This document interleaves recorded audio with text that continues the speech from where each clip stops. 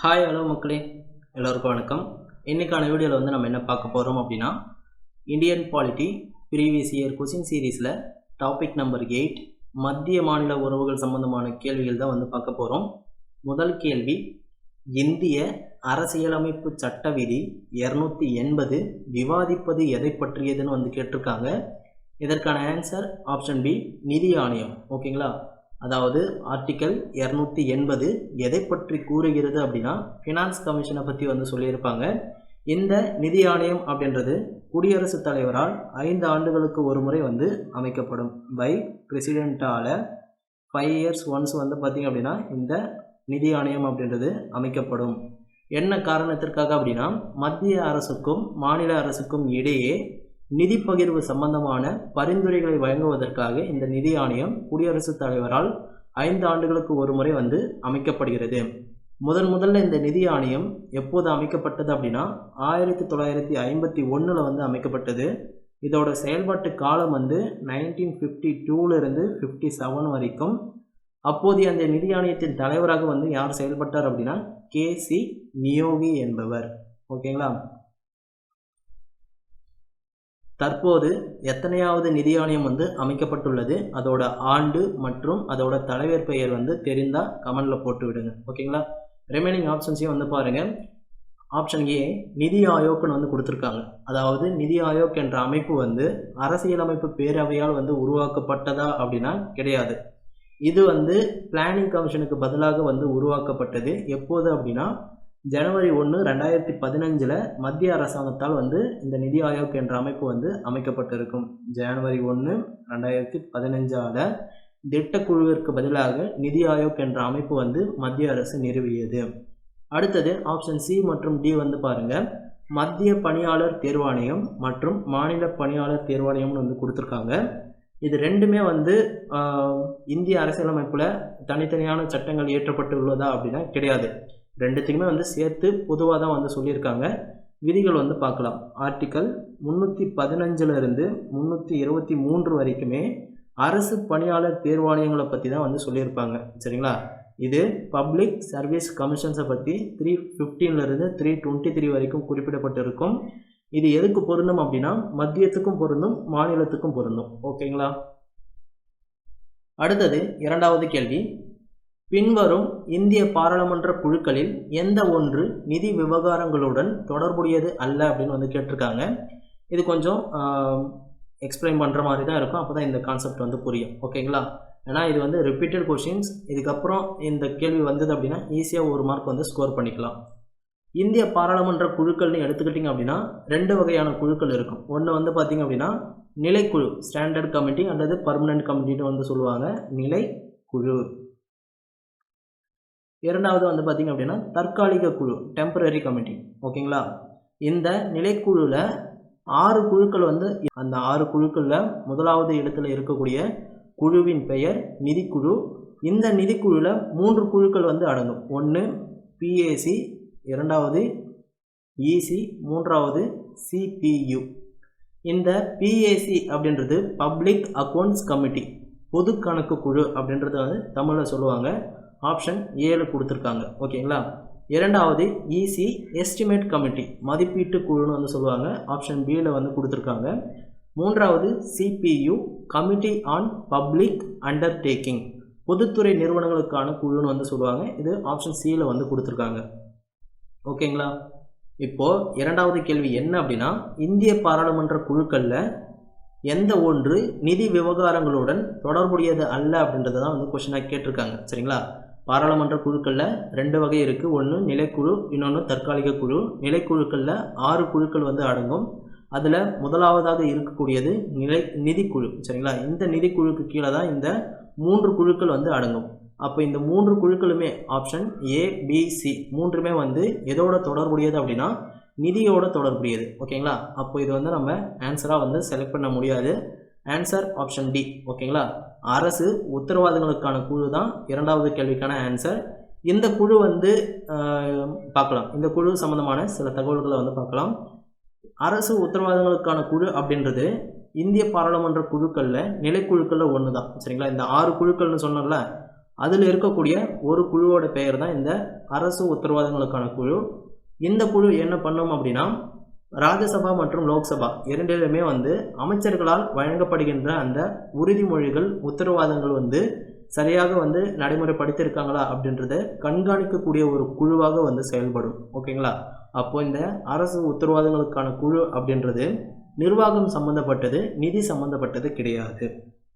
Option D வந்து பார்த்தீங்க அப்படின்னா நிர்வாகம் சம்பந்தப்பட்டது. ஓகேங்களா? அடுத்தது மூன்றாவது கேள்வி, அரசு வழக்கறிஞர்களின் ஊதியம் மற்றும் இதர படிகளை வழங்குவது யாருன்னு வந்து கேட்டிருக்காங்க. ஆன்சர் ஆப்ஷன் பி, மைய அரசாங்கம் அல்லது மாநில அரசாங்கங்கள். நான்காவது கேள்வி, இந்திய அரசியலமைப்பின்படி கீழ் வருபவைகளில் மாநில பட்டியலில் இடம்பெறாதது எதுன்னு வந்து கேட்டிருக்காங்க. இதற்கான ஆன்சர் ஆப்ஷன் டி, குற்றவியல் விதி. சரிங்களா? இது என்ன அப்படின்றத நான் தெளிவாக சொல்கிறேன். அதாவது புத்தகத்தில் நீங்கள் வந்து ஒரு டேபிளர் காலம் வந்து படிச்சிருப்பீங்க. மத்திய பட்டியல், மாநில பட்டியல், பொதுப்பட்டியல் அப்படின்னு வந்து முக்கியமான துறைகளை வந்து குறிப்பிட்டு ஒரு அட்டவணை வந்து கொடுத்துருப்பாங்க. அந்த அட்டவணையை வந்து நல்லா படித்து வச்சுக்கோங்க. சரிங்களா? அதிலிருந்து தான் கேள்விகள் வந்து ரிப்பீட்டடாக கேட்டு இருக்காங்க. ஆப்ஷன்ஸை மட்டும் வந்து மாற்றுறாங்க. ஓகேங்களா? இப்போது இங்கே என்ன கொஷின் கேட்டிருக்காங்க அப்படின்னா, மாநில பட்டியலில் எது இடம்பெறாது அப்படின்ற மாதிரி தான் வந்து கொஷின் வந்து கேட்டிருக்காங்க. அப்போ மாநில பட்டியலில் என்னெல்லாம் வந்து சொல்லியிருக்காங்க அப்படின்றது தெரிஞ்சால் இந்த கொஷினுக்கான ஆன்சர் வந்து ஃபைண்ட் பண்ண முடியும். ஓகேங்களா? மாநில பட்டியலில் ஃபஸ்ட்டு வந்து விவசாயம் வந்து சொல்லியிருப்பாங்க. இரண்டாவது காவல்துறை, மூன்றாவது சிறைச்சாலை,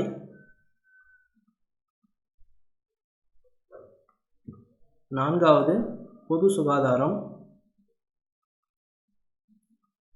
சுகாதாரம் அல்லது பொது அமைதி. ஓகேங்களா?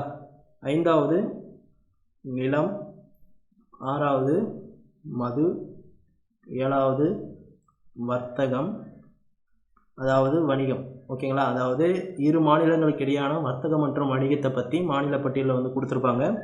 எட்டாவது உள்ளாட்சி, பஞ்சாயத்து ராஜ் எந்த பட்டியலில் இருக்குது? மாநில பட்டியலில் இருக்குது. ஸோ அதை தான் சொல்லியிருக்காங்க, உள்ளாட்சி. ஒன்பதாவது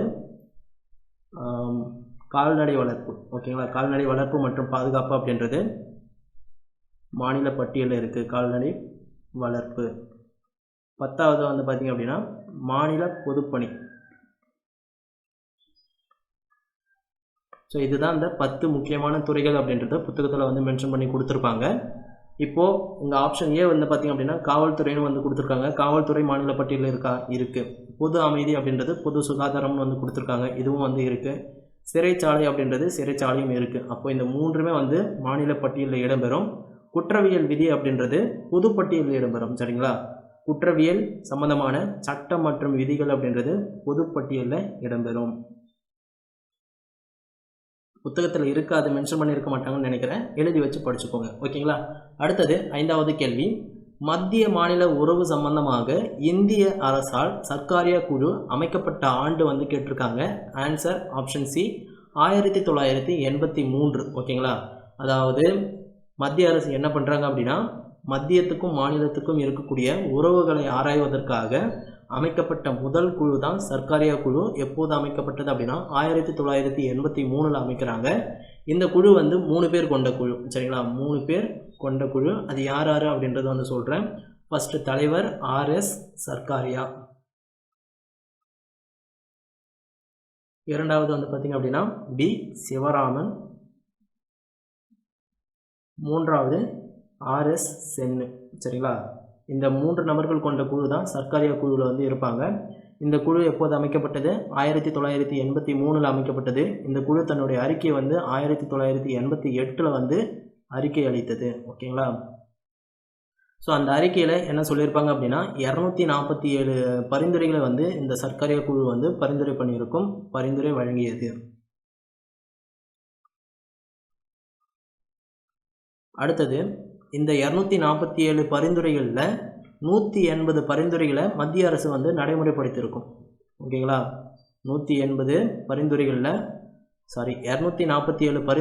180 பரிந்துரைகள் வந்து மத்திய அரசு நடைமுறைப்படுத்தியது. ஓகேங்களா? ஸோ இதுதான் இந்த சர்க்காரிய குழு சம்பந்தமான முக்கியமான தகவல்கள். அதுக்கடுத்தது ஆறாவது கேள்வி, கீழ் வருபவைகளில் எது மத்திய பட்டியலில் சேராது அப்படின்றது கேட்டிருக்காங்க. இதுக்கு முன்னாடி ஒரு கொஸ்டின் பார்த்தோமே, என்ன பார்த்தோம்? எது மாநில பட்டியலில் சேராது அப்படின்றத வந்து பார்த்தோம். இங்கே அப்படியே மாற்றி கேட்டிருக்காங்க, எது மத்திய பட்டியலில் சேராது அப்படின்றத வந்து கேட்டிருக்காங்க. ஓகேங்களா? ஸோ அதனால தான் சொன்னேன், அந்த அட்டவணையை வந்து ஃபுல்லாக படிச்சிருங்க அப்படின்றது. ஸோ இப்போது மத்திய பட்டியலில் என்னென்ன கொடுத்துருக்காங்க அப்படின்றத வந்து நான் எழுதுகிறேன். ஸோ அதுக்கப்புறம் இங்கே ஆன்சர் வந்து பார்க்கலாம். ஸோ ஃபஸ்ட்டு வந்து பார்த்திங்க அப்படின்னா மத்திய பட்டியலில் பாதுகாப்பு வந்து சொல்லியிருப்பாங்க. பாதுகாப்பு. இரண்டாவது அணுசக்தி. மூன்றாவது வெளிநாட்டு விவகாரங்கள். வெளிநாட்டு விவகாரம். ஓகேங்களா? நான்காவது போர் மற்றும் அமைதி. ஐந்தாவது வெளிநாட்டு வர்த்தகம். வெளிநாட்டு வர்த்தகம். ஆறாவது வந்து பார்த்திங்க அப்படின்னா வங்கி சேவை. ஏழாவது ரயில்வே. எட்டாவது வான்வழி. ஒன்பதாவது கடல் வழி, அதாவது துறைமுகங்கள்னு கொடுத்துருப்பாங்க, துறைமுகங்கள். பத்தாவது தபால் மற்றும் தந்தி, அஞ்சல் மற்றும் தந்தி, அஞ்சல் மற்றும் தந்தி. ஓகேங்களா? அடுத்தது 11வது பணம் மற்றும் நாணயம். ஓகேங்களா? ஸோ இதுதான் வந்து பார்த்திங்க அப்படின்னா மத்திய பட்டியலில் சொல்லப்பட்டுள்ள அந்த 11 முக்கியமான துறைகள். இப்போது இந்த கொஷனுக்கான ஆன்சர் வந்து பார்க்கலாம். வெளியுறவு விவகாரங்கள் அப்படின்றது மத்திய பட்டியலில் இருக்கா அப்படின்னா இருக்குது. பொது சுகாதாரம் அப்படின்றது மத்திய பட்டியலில் இருக்கானா இல்லை. ஓகேங்களா? கணக்கியல் மற்றும் தணிக்கை அப்படின்றது இங்கே எழுதப்பட்ட மத்திய பட்டியலில் இருக்கா அப்படின்னா இதுவும் வந்து இல்லை. ஓகேங்களா? பாதுகாப்பு அப்படின்றது மத்திய பட்டியலில் இருக்கானா இருக்குது. ஓகேங்களா? ஸோ இந்த 6வது கேள்விக்கான ஆன்சர் வந்து பார்த்திங்க அப்படின்னா ஆப்ஷன் பி. பொது சுகாதாரம் அப்படின்றது எங்கே படித்தோம் அப்படின்னா மாநில பட்டியலில் வந்து படிச்சிருப்போம். ஓகேங்களா? இது வந்து மாநில பட்டியலில் வரும். கணக்கியல் மற்றும் தணிக்கை அப்படின்றது இங்கே கொடுக்கல அப்படின்னாலும் இது வந்து மத்திய பட்டியலில் தான் வந்து வரும். ஓகேங்களா? ஸோ இதையுமே வந்து இன்க்ளூட் பண்ணிக்கோங்க. 12வதா கணக்கியல் மற்றும் தணிக்கை அப்படின்றது மத்திய பட்டியலில் இடம்பெறும். அடுத்தது 7வது கேள்வி. கீழ்காணும் 2 வாக்கியங்களை மதிப்பீடு செய்து சரியான விடையை தேர்வு செய்க. கூற்று மத்திய மாநில உறவுகளை மறுசீராய்வு செய்வதற்கான கோரிக்கைகள் வலுப்பெறுகின்றன. காரணம் மாநிலங்களில் மேம்பாட்டு திட்டங்களை ஏற்படுத்துவதற்கான போதிய வாய்ப்பு வளங்கள் இல்லாமை அப்படின்றது கொடுத்துருக்காங்க. இந்த கூற்று காரணம் அப்படின்னு வந்தாலே ஒரு 2 to 3 டைம்ஸ் படித்தோம்னா அது சரியா தப்பா அப்படின்றது வந்து ஒரு முடிவுக்கு வரலாம். ஓகேங்களா? ஸோ மறுபடியும் நான் வந்து படிக்கிறேன். மத்திய மாநில உறவுகளை மறுசீராய்வு செய்வதற்கான கோரிக்கைகள் வந்து திரும்ப திரும்ப வந்துட்டு இருக்கு அப்படின்ற மாதிரி வந்து மென்ஷன் பண்ணி கொடுத்துருக்காங்க, வலுப்பெறுகின்றன. ஓகேங்களா? எதற்காக அப்படின்னா மாநிலங்களில் மேம்பாட்டு திட்டங்களை ஏற்படுத்துவதற்கான போதிய வாய்ப்பு வளங்கள் இல்லாமை. போதிய வாய்ப்பு வளங்கள் அப்படின்றது என்ன மீன் பண்ணுறாங்க, நிதி வசதி வந்து இல்லாமல் இருக்குது அப்படின்ற மாதிரி வந்து மீன் பண்ணுறாங்க. சரிங்களா? ஸோ அதனால தான் மத்திய மாநில உறவுகளை ஆராய்வதற்காக சில குழுக்களும் வந்து அமைக்கப்பட்டது. மாநிலங்களில் மேம்பாட்டு திட்டங்கள் ஏற்படுத்தும் அப்படின்னா மாநிலங்களில் இருக்கிற நிதி மட்டுமே வந்து போதாது. சரிங்களா? அதுக்குன்னு மத்தியத்திலிருந்து வரக்கூடிய நிதியும் வந்து கரெக்டாக வந்தால் தான் மாநிலங்களில் மேம்பாட்டு திட்டங்கள் அப்படின்றது கரெக்டாக வந்து ஃபுல்லாக கொண்டு போக முடியும். சரிங்களா? ஸோ அங்கேருந்தே வந்து நிதி வரல அப்படின்றதுனால தான் இவங்களுக்கும் அவங்களுக்கு பிரச்சனை ஏற்படுது அப்படின்ற மாதிரி மறுசீராய்வு செய்வதற்காக மத்திய மாநில உறவுகளை வந்து மறுசீராய்வு செய்வதற்காக கோரிக்கைகள் வந்து வந்துட்டே இருக்குது அப்படின்ற மாதிரி வந்து கொடுத்துருக்காங்க. சரிங்களா? ஸோ இது ரெண்டுமே வந்து கரெக்டு தான். ஏ மற்றும் ஆர் வந்து சரி, ஆர் என்பது ஏவின் சரியான விளக்கமாகும். ஆன்சர் ஆப்ஷன் ஏ. ஓகேங்களா? அடுத்தது 8வது கேள்வி. எந்த 2 குழுக்கள் பாராளுமன்றத்தின் நிதி சார்ந்த விஷயங்களுக்காக அமைக்கப்படுகின்றன? இது ஆல்ரெடி பார்த்தது தான். பாராளுமன்றத்தின் 2 குழுக்கள்னு எடுத்துக்கிட்டிங்க அப்படின்னா ஒன்று நிலைக்குழு. சரிங்களா? Standard committee. இன்னொன்று தற்காலிக குழு. இந்த நிலைக்குழுவில் 6 குழுக்கள் வந்து அடங்கும். அதில் முதலாவதாக இருக்கிறது நிதிக்குழு. ஓகேங்களா? நிதிக்குழு. இந்த நிதிக்குழுவில் 3 குழுக்கள் வந்து அடங்கும். ஒன்று பிஏசி, இன்னொன்று இசி, மூன்றாவது சிபியு. ஓகேங்களா? இந்த 3 குழுக்களுமே வந்து நிதி சார்ந்த விஷயங்களுக்காக வந்து அமைக்கப்பட்டது.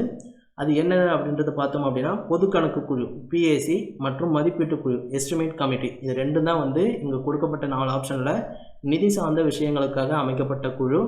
ஆன்சர் ஆப்ஷன் பி மற்றும் டி. எதில் இருக்குது? சியில் இருக்குது. ஓகேங்களா? அடுத்தது 9வது கேள்வி. இந்தியாவில் ஆண்டு வரவு செலவு திட்ட அறிக்கை நாடாளுமன்றத்தில் யாரால் வாசிக்கப்படுகிறது அப்படின்றது கேட்டிருக்காங்க. இதற்கான ஆன்சர் ஆப்ஷன் சி, நிதி அமைச்சர். இந்தியாவில் ஆண்டு வரவு செலவு திட்ட அறிக்கை நாடாளுமன்றத்தில் யாரால் வாசிக்கப்படுகிறது அப்படின்னா நிதி அமைச்சரால் வாசிக்கப்படுகிறது. அடுத்தது 10வது கேள்வி. ஒரு மசோதா நிதி மசோதா என்று தீர்மானிக்கும் அதிகாரம் யாருக்கு உள்ளது அப்படின்னா ஸ்பீக்கருக்கு உள்ளது, சபாநாயகர். ஒரு மசோதா நிதி மசோதாவா அல்லது சாதாரண மசோதாவா என்று தீர்மானிக்கும் அதிகாரம் சபாநாயகருக்கு உள்ளது. அடுத்தது 11வது கேள்வி. எந்த விதியில் மாநிலங்களுக்கு இடையிலான ஆறுகள் அல்லது ஆற்று பள்ளத்தாக்கு நீர் பற்றி வரும் வழக்குகளை விசாரிக்க அதிகாரத்தை குறிப்பிடுகிறது? இதற்கான ஆன்சர் பார்த்தீங்க அப்படின்னா ஆப்ஷன் சி, 262 சொல்லியிருப்பாங்க. சரிங்களா? இரு மாநிலங்களுக்கு இடையேயான ஆறுகள் சம்பந்தமான ஆர்டிக்கல் என்னென்ன அப்படின்னு கேட்டாங்க அப்படின்னா 262. சரிங்களா? ஒரு பக்கம் லெஃப்ட்டில் 2 போட்டுக்கோங்க, ரைட்டில் 2 போட்டுக்கோங்க, நடுவில் 6 போகுது. ஸோ இதில் என்ன மீன் பண்ணுது அப்படின்னா 2 மாநிலங்களை மீன் பண்ணுது. சரிங்களா? ஸோ 2 மாநிலங்களுக்கு இடையேயான 6 பற்றி எந்த ஆர்டிக்கலில் சொல்லியிருப்பாங்க? 262 சொல்லியிருப்பாங்க. ஓகேங்களா? அடுத்தது 12வது கேள்வி. மத்திய மாநில வருவாய் பகிர்ந்தளிப்பு குறித்து எந்த அரசியலமைப்பு சட்ட விதியில் விளக்குகின்றன அப்படின்றது கேட்டிருக்காங்க. ஸோ இந்த மத்திய மாநில உறவுகள் அப்படின்றது எடுத்துக்கிட்டிங்க அப்படின்னா சட்டமன்ற உறவுகள், நிர்வாக உறவுகள், நிதி உறவுகள் அப்படின்றது 3ஆக பிரிக்கலாம். மத்திய மாநில உறவுகள். ஓகேங்களா? மத்திய மாநில உறவுகள்னு எடுத்துக்கிட்டிங்க அப்படின்னா 3ஆக பிரிக்கலாம். இங்கே சட்டமன்ற உறவுகள், இங்கே நிர்வாக உறவுகள், இங்கே நிதி உறவுகள். ஓகேங்களா? ஸோ இந்த சட்டமன்ற உறவுகள் அப்படின்றது பகுதி 11 சொல்லியிருப்பாங்க. ஆர்டிக்கல் பார்த்திங்க அப்படின்னா ஆர்டிக்கல் 245 255 வரைக்கும். அதே போல் நிர்வாக உறவுகள் எடுத்துக்கிட்டிங்க அப்படின்னா இதுவுமே பகுதி 11 தான் சொல்லியிருப்பாங்க. ஆர்டிக்கல் 256 263 வரைக்கும். நிதி உறவுகள் அப்படின்னு எடுத்துக்கிட்டிங்க அப்படின்னா இது பகுதி 12க்கு போயிடும். ஓகேங்களா? நிதி உறவுகள் பகுதி 12 சொல்லியிருப்பாங்க. ஆர்டிக்கல் 268 293 வரைக்கும். ஓகேங்களா?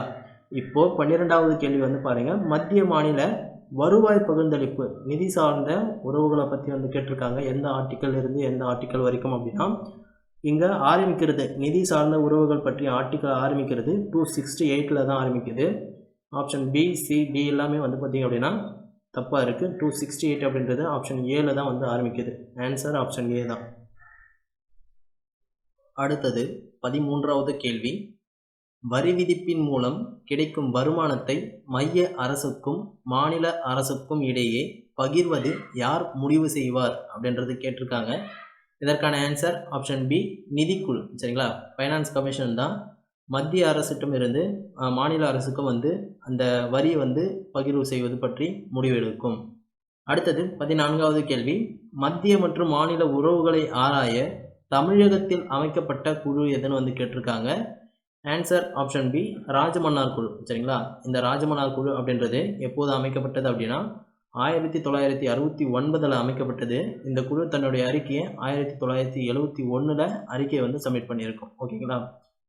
தமிழகத்தில் அமைக்கப்பட்ட முதல் குழுவே இதுதான், மத்திய மாநில உறவுகளை ஆராய்வதற்காக. இந்த குழு 3 பேர் கொண்ட குழு. சரிங்களா? இந்த குழு 3 பேர் கொண்ட குழு. அது யார் அப்படின்னா தலைவர் PV ராஜமன்னார், இரண்டாவதாக பார்த்திங்க அப்படின்னா டாக்டர் லட்சுமண சாமி. சரிங்களா? லட்சுமண சாமி, டாக்டர் ஏ லட்சுமண சாமி. மூணாவது டாக்டர் பி சந்திர ரெட்டி. ஓகேங்களா? ஸோ இந்த 3 பேர் தான் இது. அதுக்கப்புறம் ஆப்ஷன் ஏ பாருங்கள். சர்க்காரியா குழு எப்போது அமைக்கப்பட்டது? 1983 அமைக்கப்பட்டது. அதுக்கப்புறம் பகவதி குழு 1973 அமைக்கப்பட்டிருக்கும். எதற்காக அப்படின்னா வேலைவாய்ப்பு வளர்ச்சி பற்றி பரிந்துரை செய்வதற்காக பகவதி குழு அப்படின்றது அமைக்கப்பட்டிருக்கும். அசோக் மேத்தா குழு 1977 அமைக்கப்பட்டது. எதற்காக? பஞ்சாயத்து ராஜ் சம்பந்தமாக அமைக்கப்பட்டது. 2 டயர் சிஸ்டம் ரெக்கமெண்ட் பண்ணியிருப்பார். ஓகேங்களா? அடுத்தது 15வது கேள்வி, மத்திய மாநில உறவுகளை ஆராய தமிழ்நாடு அரசு யாரின் தலைமையில் 3 கொண்ட குழுவை அமைத்தது? இப்போதான் வந்து பார்த்தோம். 3 பேர் கொண்ட குழு தமிழ்நாடு அரசு யாரோட தலைமையில் மத்திய மாநில உறவுகளை ஆராய்வதற்காக அமைக்கப்பட்டது அப்படின்னா answer option D, PV Rajamannar. ஓகேங்களா. அடுத்தது 16வது கேள்வி, பின் வருவனவற்றுள் எந்த ஒன்று இந்திய அரசியலமைப்பு சட்ட விதிகள் 275 மற்றும் 282 கீழ் வழங்கப்படும் மாநிலங்களுக்கு இடையேயான வேறுபாடுகள் தொடர்பாக சரியானது அல்ல அப்படின்றத வந்து கேட்டிருக்காங்க. இந்த கேள்வியை வந்து பார்க்கறதுக்கு முன்னாடி நமக்கு 2 விஷயம் வந்து தெரியணும். சரிங்களா. சட்ட விதி 275 என்ன சொல்ல வருது, அதே போல் 282 என்ன சொல்லியிருக்கு அப்படின்றத தெரிஞ்சுக்கிட்டாதான் இந்த 4 ஆப்ஷன்ஸையும் வந்து படித்து பார்க்கும்போது அது சரியா தப்பா அப்படின்றது வந்து தெரிய வரும். ஓகேங்களா. ஆர்டிக்கல் 275 என்ன சொல்ல வருது அப்படின்னா சட்டப்பூர்வ மானியங்களை பற்றி வந்து கொடுத்துருப்பாங்க. சட்டப்பூர்வ மானியங்கள். ஓகேங்களா. ஆர்டிக்கல் 282 எதை பற்றி சொல்லுது? ஆர்டிக்கல் 282 விருப்ப மானியங்கள். ஓகேங்களா. தன் விருப்ப மானியங்களை பற்றி ஆர்டிக்கல் 282 வந்து சொல்லியிருப்பாங்க.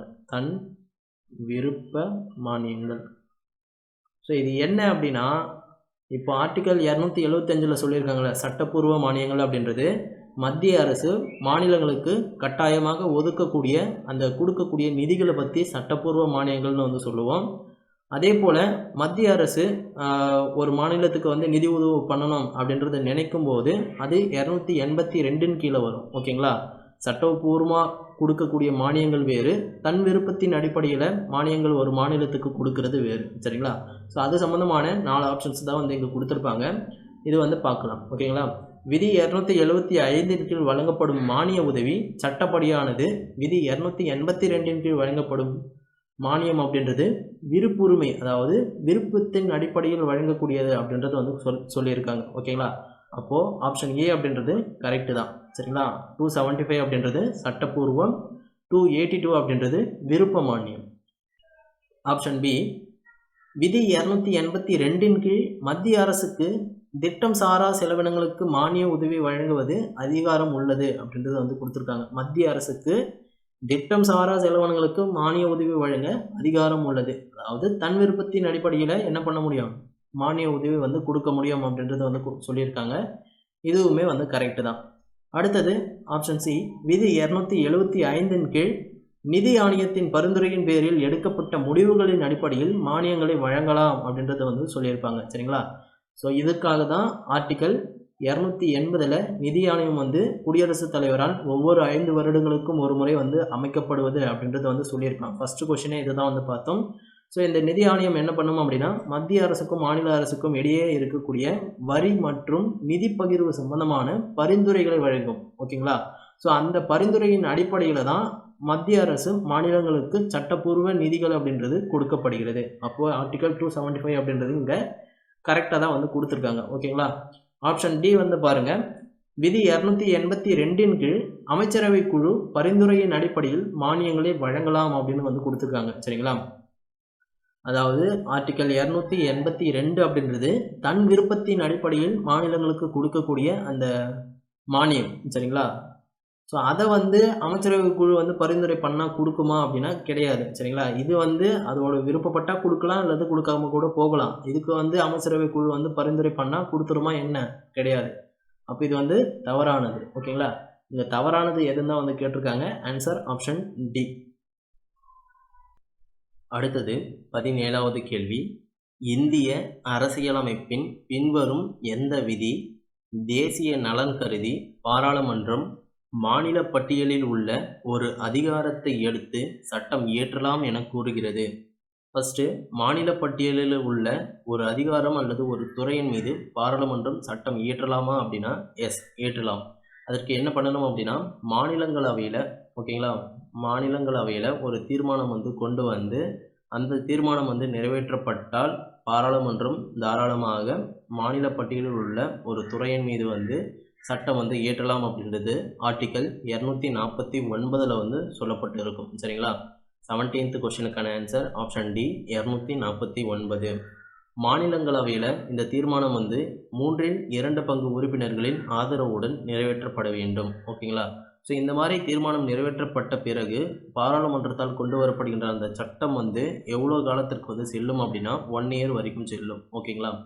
ஸோ அதுக்கு அடுத்த ஆர்டிகல் 250 என்ன சொல்லுது அப்படின்னா, விதி 250 நெருக்கடி நிலையில், சரிங்களா, தேசிய நெருக்கடி நிலையில் இதே போல் மாநில பட்டியலில் உள்ள ஒரு துறையின் மீது பாராளுமன்றம் வந்து சட்டம் இயற்றலாம் அப்படின்றத பற்றி ஆர்டிகல் 250 வந்து சொல்லியிருப்பாங்க. சரிங்களா, இது வந்து சில கண்டிஷன்ஸுக்கு மட்டும்தான், அதாவது தேசிய நெருக்கடி நிலையில் மட்டும்தான் பாராளுமன்றம் மாநில பட்டியலில் உள்ள ஒரு துறையின் மீது வந்து சட்டம் இயற்றலாம் அப்படின்றது ஆர்டிகல் 250 வந்து சொல்லியிருப்பாங்க.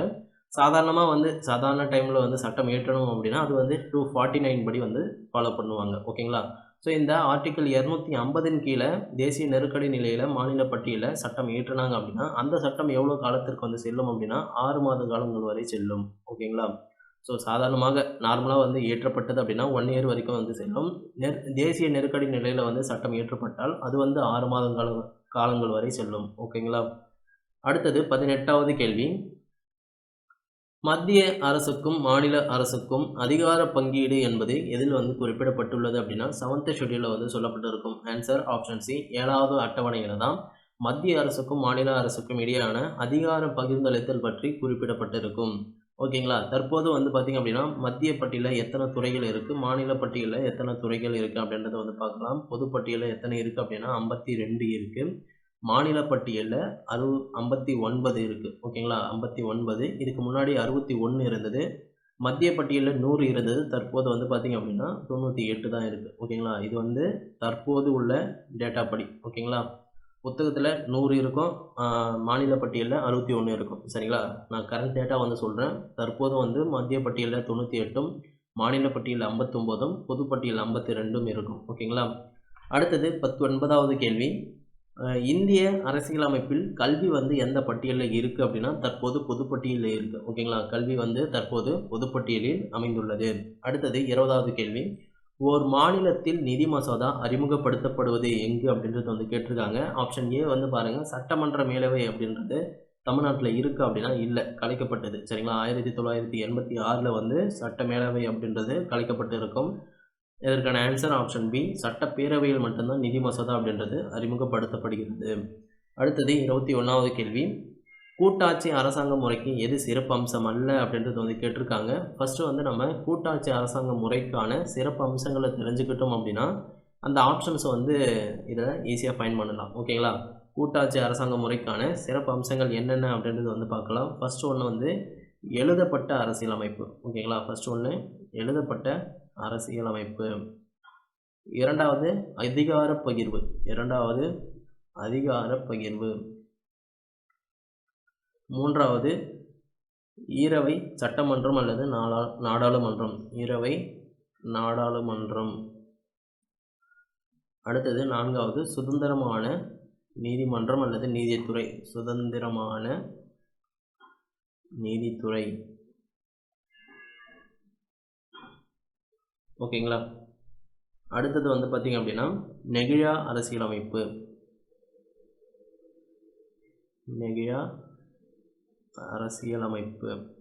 அடுத்தது 6வது லாஸ்ட் ஒன் அதிகார பகிர்வு சொல்லிட்டேன். அரசமைப்பு உயர்வு அல்லது உயர்ந்த தன்மை. ஓகேங்களா? ஸோ இந்த 6மே வந்து மனப்பாடம் பண்ணுறங்க. கூட்டாட்சி அரசாங்கத்தின் சிறப்பு அம்சங்கள். ஓகேங்களா? இப்போது எழுதப்பட்ட அரசியலமைப்பு இருக்கா அப்படின்னா ஆப்ஷன் ஏல வந்து கொடுத்துருக்காங்க, இருக்குது. அதிகார பகிர்வு கொடுக்கல. ஈரவை நாடாளுமன்றம், தட் மீன்ஸ் ஈரவை சட்டமன்றங்கள் வந்து கொடுத்துருக்காங்க, அதுவுமே வந்து இருக்குது. சுதந்திரமான நீதித்துறை அல்லது சுதந்திரமான நீதிமன்றம் அப்படின்றது கொடுத்துருக்காங்க, அதுவுமே இருக்குது. ஓகேங்களா? ஸோ இந்த 3 ஆப்ஷன்ஸுமே வந்து பார்த்திங்க அப்படின்னா கூட்டாட்சி அரசாங்க முறைக்கான சிறப்பு அம்சங்களாக வந்து சொல்லப்படுது. ஆன்சர் வந்து பார்த்திங்க அப்படின்னா ஆப்ஷன் டி, ஒற்றை அரசாங்கம் அப்படின்றது கூட்டாட்சி முறைக்கான சிறப்பு அம்சம் கிடையாது. ஓகேங்களா? இது வந்து ஒற்றை அரசாங்கத்திற்கான சிறப்பு அம்சமாக சொல்லப்பட்டிருக்கும். ஓகேங்களா? அடுத்தது 22வது கேள்வி. இந்திய அரசியலமைப்பு விதி 323A மற்றும் 323B ஆகியவை எதை பற்றியவை அப்படின்றது வந்து கேட்டிருக்காங்க. பகுதி 14A. ஓகேங்களா? பகுதி 14A என்ன சொல்லியிருப்பாங்க அப்படின்னா ஆர்டிக்கல் 323A மற்றும் 323B வந்து கொடுத்துருப்பாங்க. இது ரெண்டுமே வந்து ட்ரிபுனல்ஸ் பற்றி வந்து சொல்லக்கூடியது தான். ட்ரிபுனல்ஸ் சரிங்களா. ஆப்ஷன் ட்ரிபுனல்ஸ் அப்படின்னா தீர்ப்பாயங்கள்.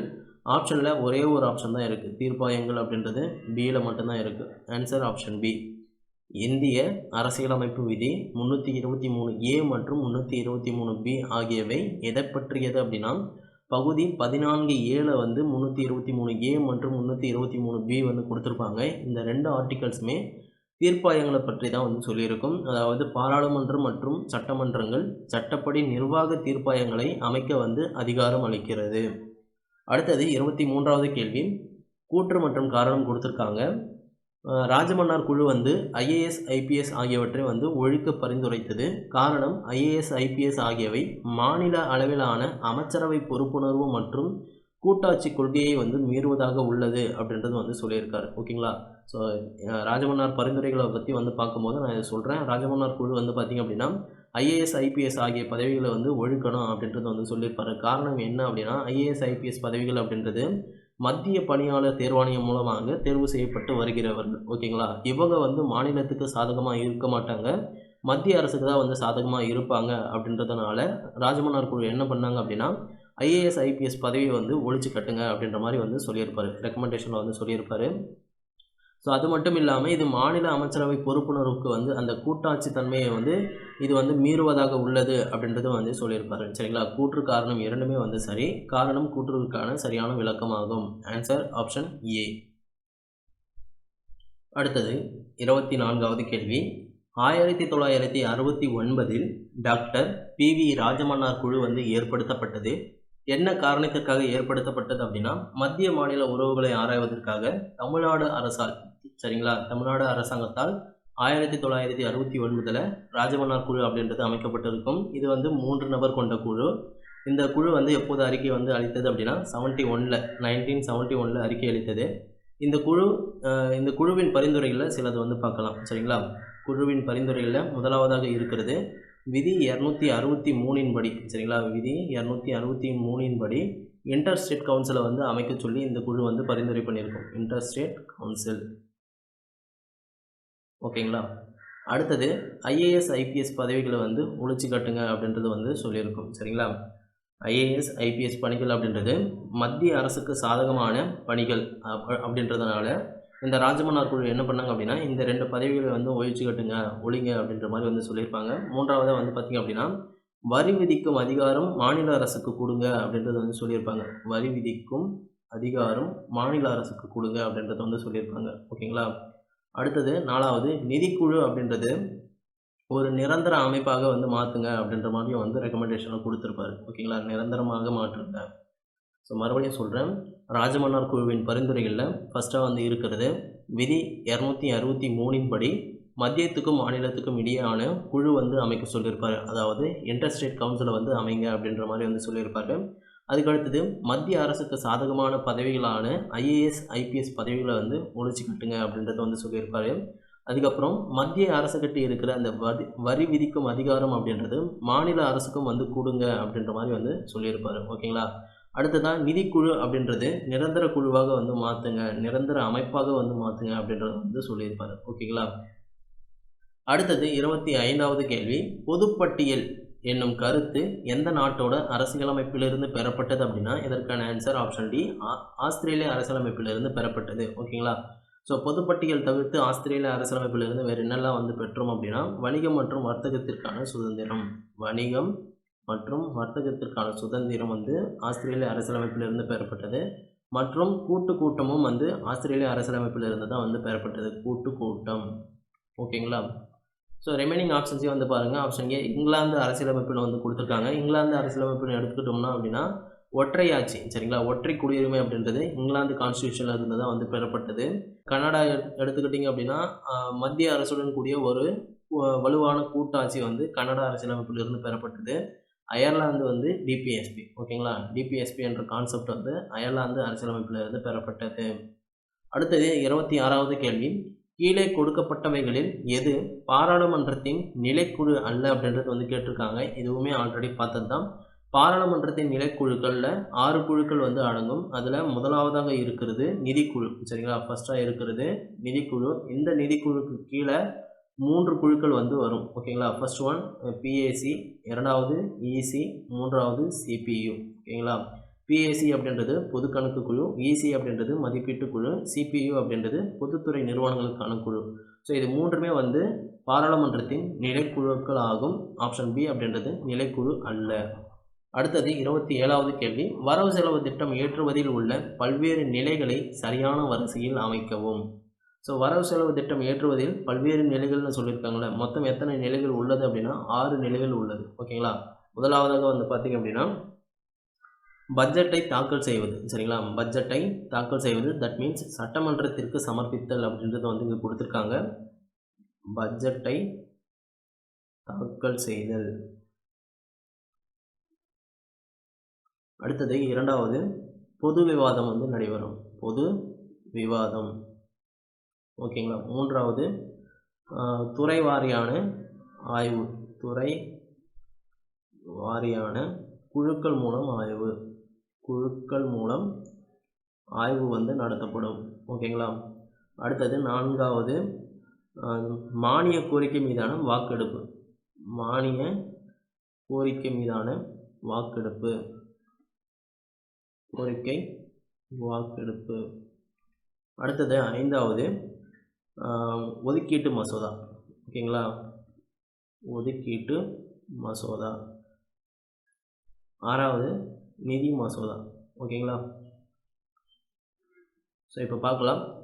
ஃபஸ்ட்டு வந்து பார்த்திங்க அப்படின்னா பொது விவாதம் அப்படின்றது வந்து கொடுத்துருக்காங்க. பொது விவாதம் எத்தனாவது இடத்துல இருக்குது அப்படின்னா 2வது இடத்துல இருக்குது. ஓகேங்களா.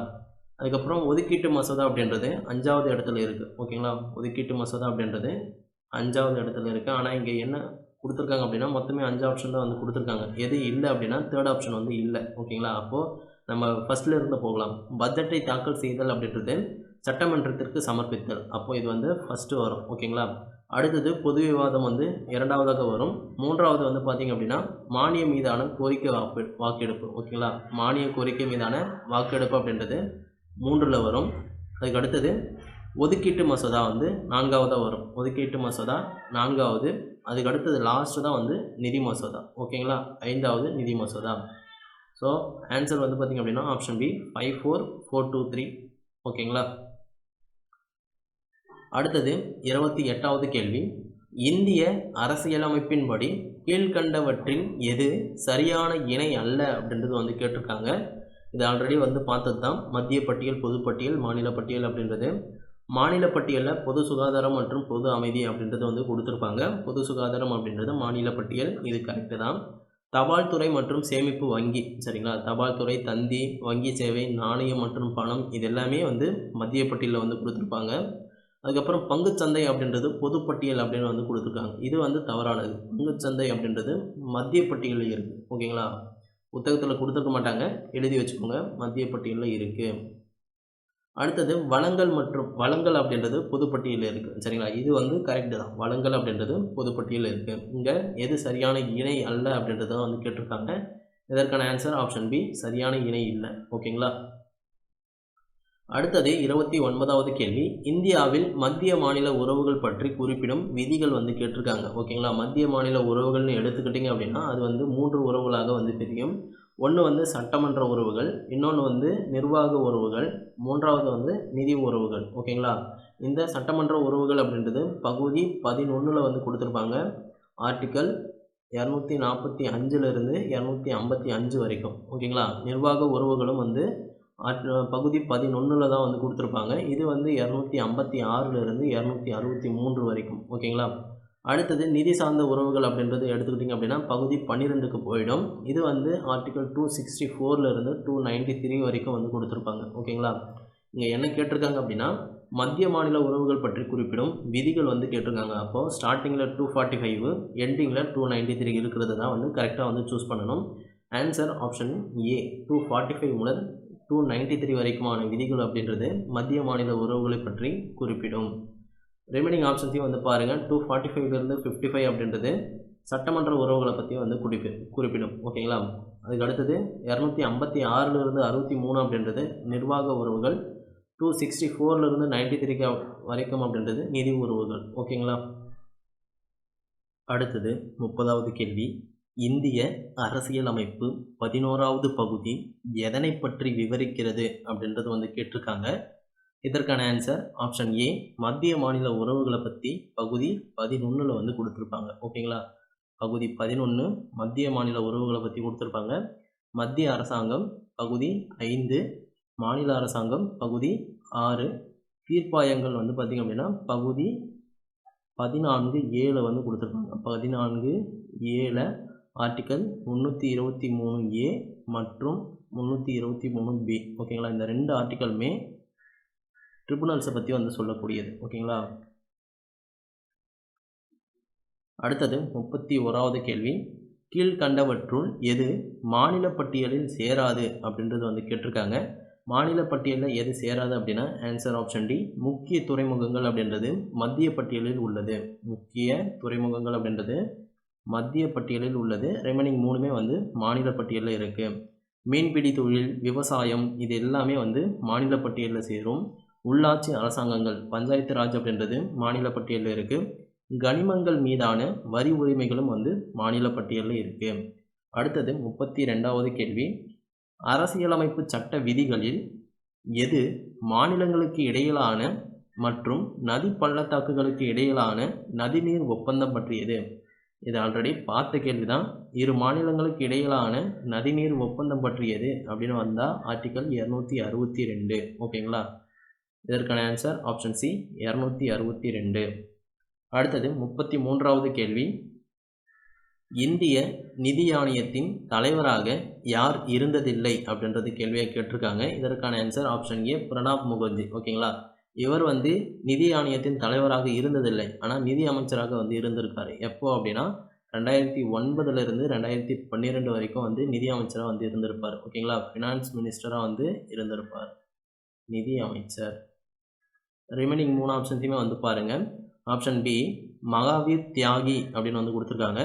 இவர் வந்து நிதி ஆணையத்தின் தலைவரை தான், ஆனால் எத்தனையாவது நிதி ஆணையத்தின் தலைவர் அப்படின்னா 5வது நிதி ஆணையத்தின் தலைவராக வந்து இருந்திருப்பார். சரிங்களா, 5th ஃபினான்ஸ் கமிஷனோட தலைவராக வந்து மகாவீர் தியாகி என்பவர் இருந்தார். ஓகேங்களா, அடுத்தது சி ரங்கராஜன். ஓகேங்களா, சி ரங்கராஜன் அப்படின்றது 12வது நிதி ஆணையத்தின் தலைவராக வந்து இருந்தார். ஓகேங்களா, 12வது நிதி ஆணையத்தின் தலைவர்னு யாருன்னு கேட்டால் அது வந்து சி ரங்கராஜன். பிரம்மானந்த ரெட்டி அப்படின்றது 6வது நிதி ஆணையத்தின் தலைவர்.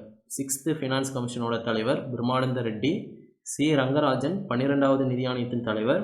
மகாவீர் தியாகி என்பவர் 5வது நிதி ஆணையத்தின் தலைவர். ஓகேங்களா, அடுத்தது 34வது கேள்வி, இந்தியாவின் நிதி ஆணைய தலைவரை நியமிக்கும் அதிகாரம் பெற்றவர் யார் அப்படின்றது கேட்டிருக்காங்க. இதற்கான ஆன்சர் ஆப்ஷன் ஏ, இந்திய குடியரசுத் தலைவர். ஓகேங்களா, நிதி ஆணையம் எடுத்துக்கிட்டிங்க அப்படின்னா ஆர்டிக்கல் 280 வந்து சொல்லியிருப்பாங்க. ஆர்டிக்கல் 280 என்ன சொல்ல வருது, குடியரசுத் தலைவர் ஒவ்வொரு 5 வருடங்களுக்கும் ஒரு முறை வந்து நிதி ஆணையத்தை வந்து அமைப்பார் அப்படின்றது வந்து சொல்லியிருப்பாங்க.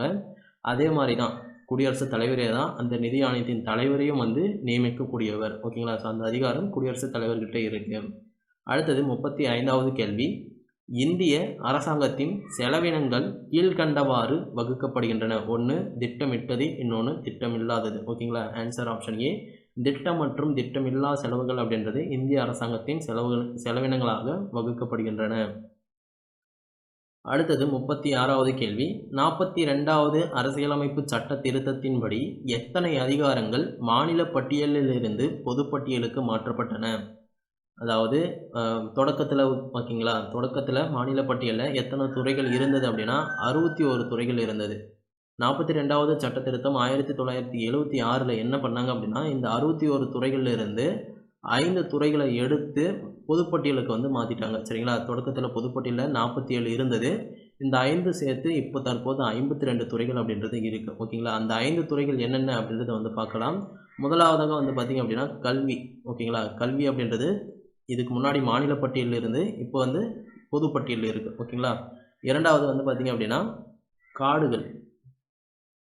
அடுத்தது 3வது எடைகள் மற்றும் அளவுகள். எடைகள் மற்றும் அளவுகள். 4வது வனவிலங்கு பாதுகாப்பு. சரிங்களா, அதுக்கான அந்த சட்டமெல்லாம் வந்து பார்த்திங்க அப்படின்னா தற்போது பொதுப்பட்டியலில் இருக்குது. அடுத்தது 5வது பிற நீதிமன்றங்களின் நிர்வாகங்கள். பிற நீதிமன்றங்களின் நிர்வாகம் அப்படின்றது எதை மீன் பண்ணுறாங்க அப்படின்னா உயர் நீதிமன்றம், உச்ச நீதிமன்றம் தவிர பிற நீதிமன்றங்களின் நிர்வாகம் அப்படின்றது தற்போது பொதுப்பட்டியலுக்கு வந்து மாற்றப்பட்டுள்ளது. ஓகேங்களா. அடுத்தது 37வது கேள்வி. மத்திய அரசால் விதிக்கப்படும், வசூலிக்கப்படும், மாநிலங்களுக்கு ஒதுக்கக்கூடிய வரிகள் பற்றி குறிப்பிடும் அரசமைப்பு சரத்து எண் எதுன்னு வந்து கேட்டிருக்காங்க. ஓகேங்களா.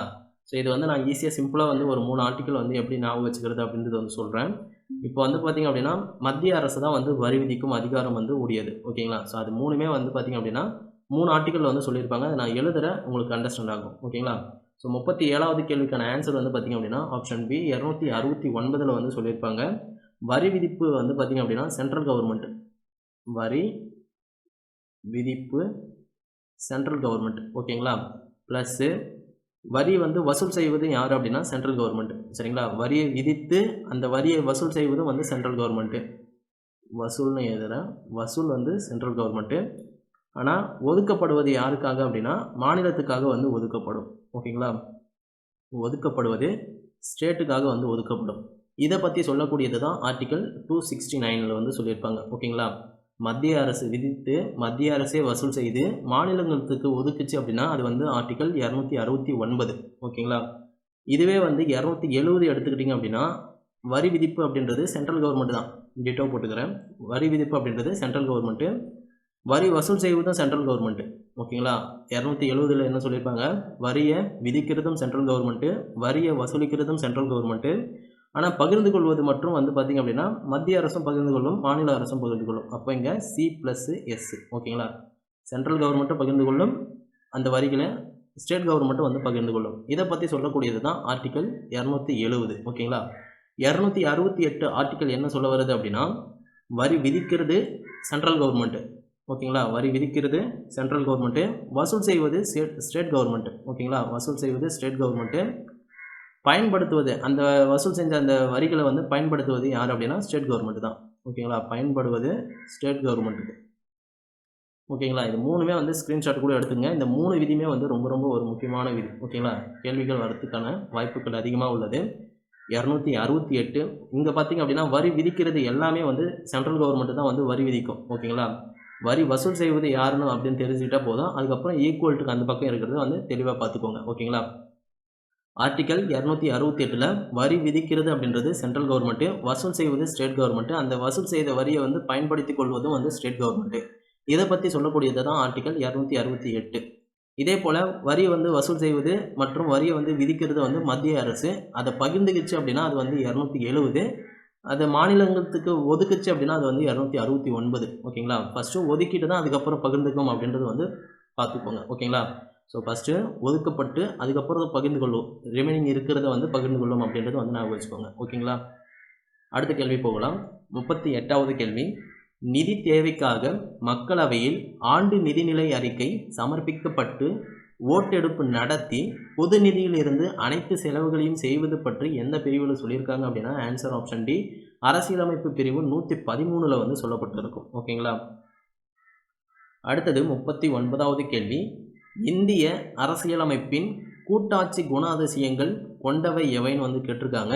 இதை ஆல்ரெடி பார்த்தது தான் நம்ம. ஓகேங்களா. இந்திய அரசியலமைப்பின் கூட்டாட்சியின் சிறப்பம்சங்கள் நமக்கு தெரிஞ்சது அப்படின்னா இந்த 4 ஆப்ஷன்ஸில் எது கரெக்டாக இருக்குது அப்படின்றது வந்து பார்த்து செலக்ட் பண்ணிக்கலாம். ஓகேங்களா. கூட்டாட்சியை நான் மறுபடியும் சொல்கிறேன். அந்த கூட்டாட்சியின் தன்மைகளை முதலாவதாக வந்து பார்த்திங்க அப்படின்னா எழுதப்பட்ட அரசியலமைப்பு. ஓகேங்களா. முதலாவது எழுதப்பட்ட அரசியலமைப்பு.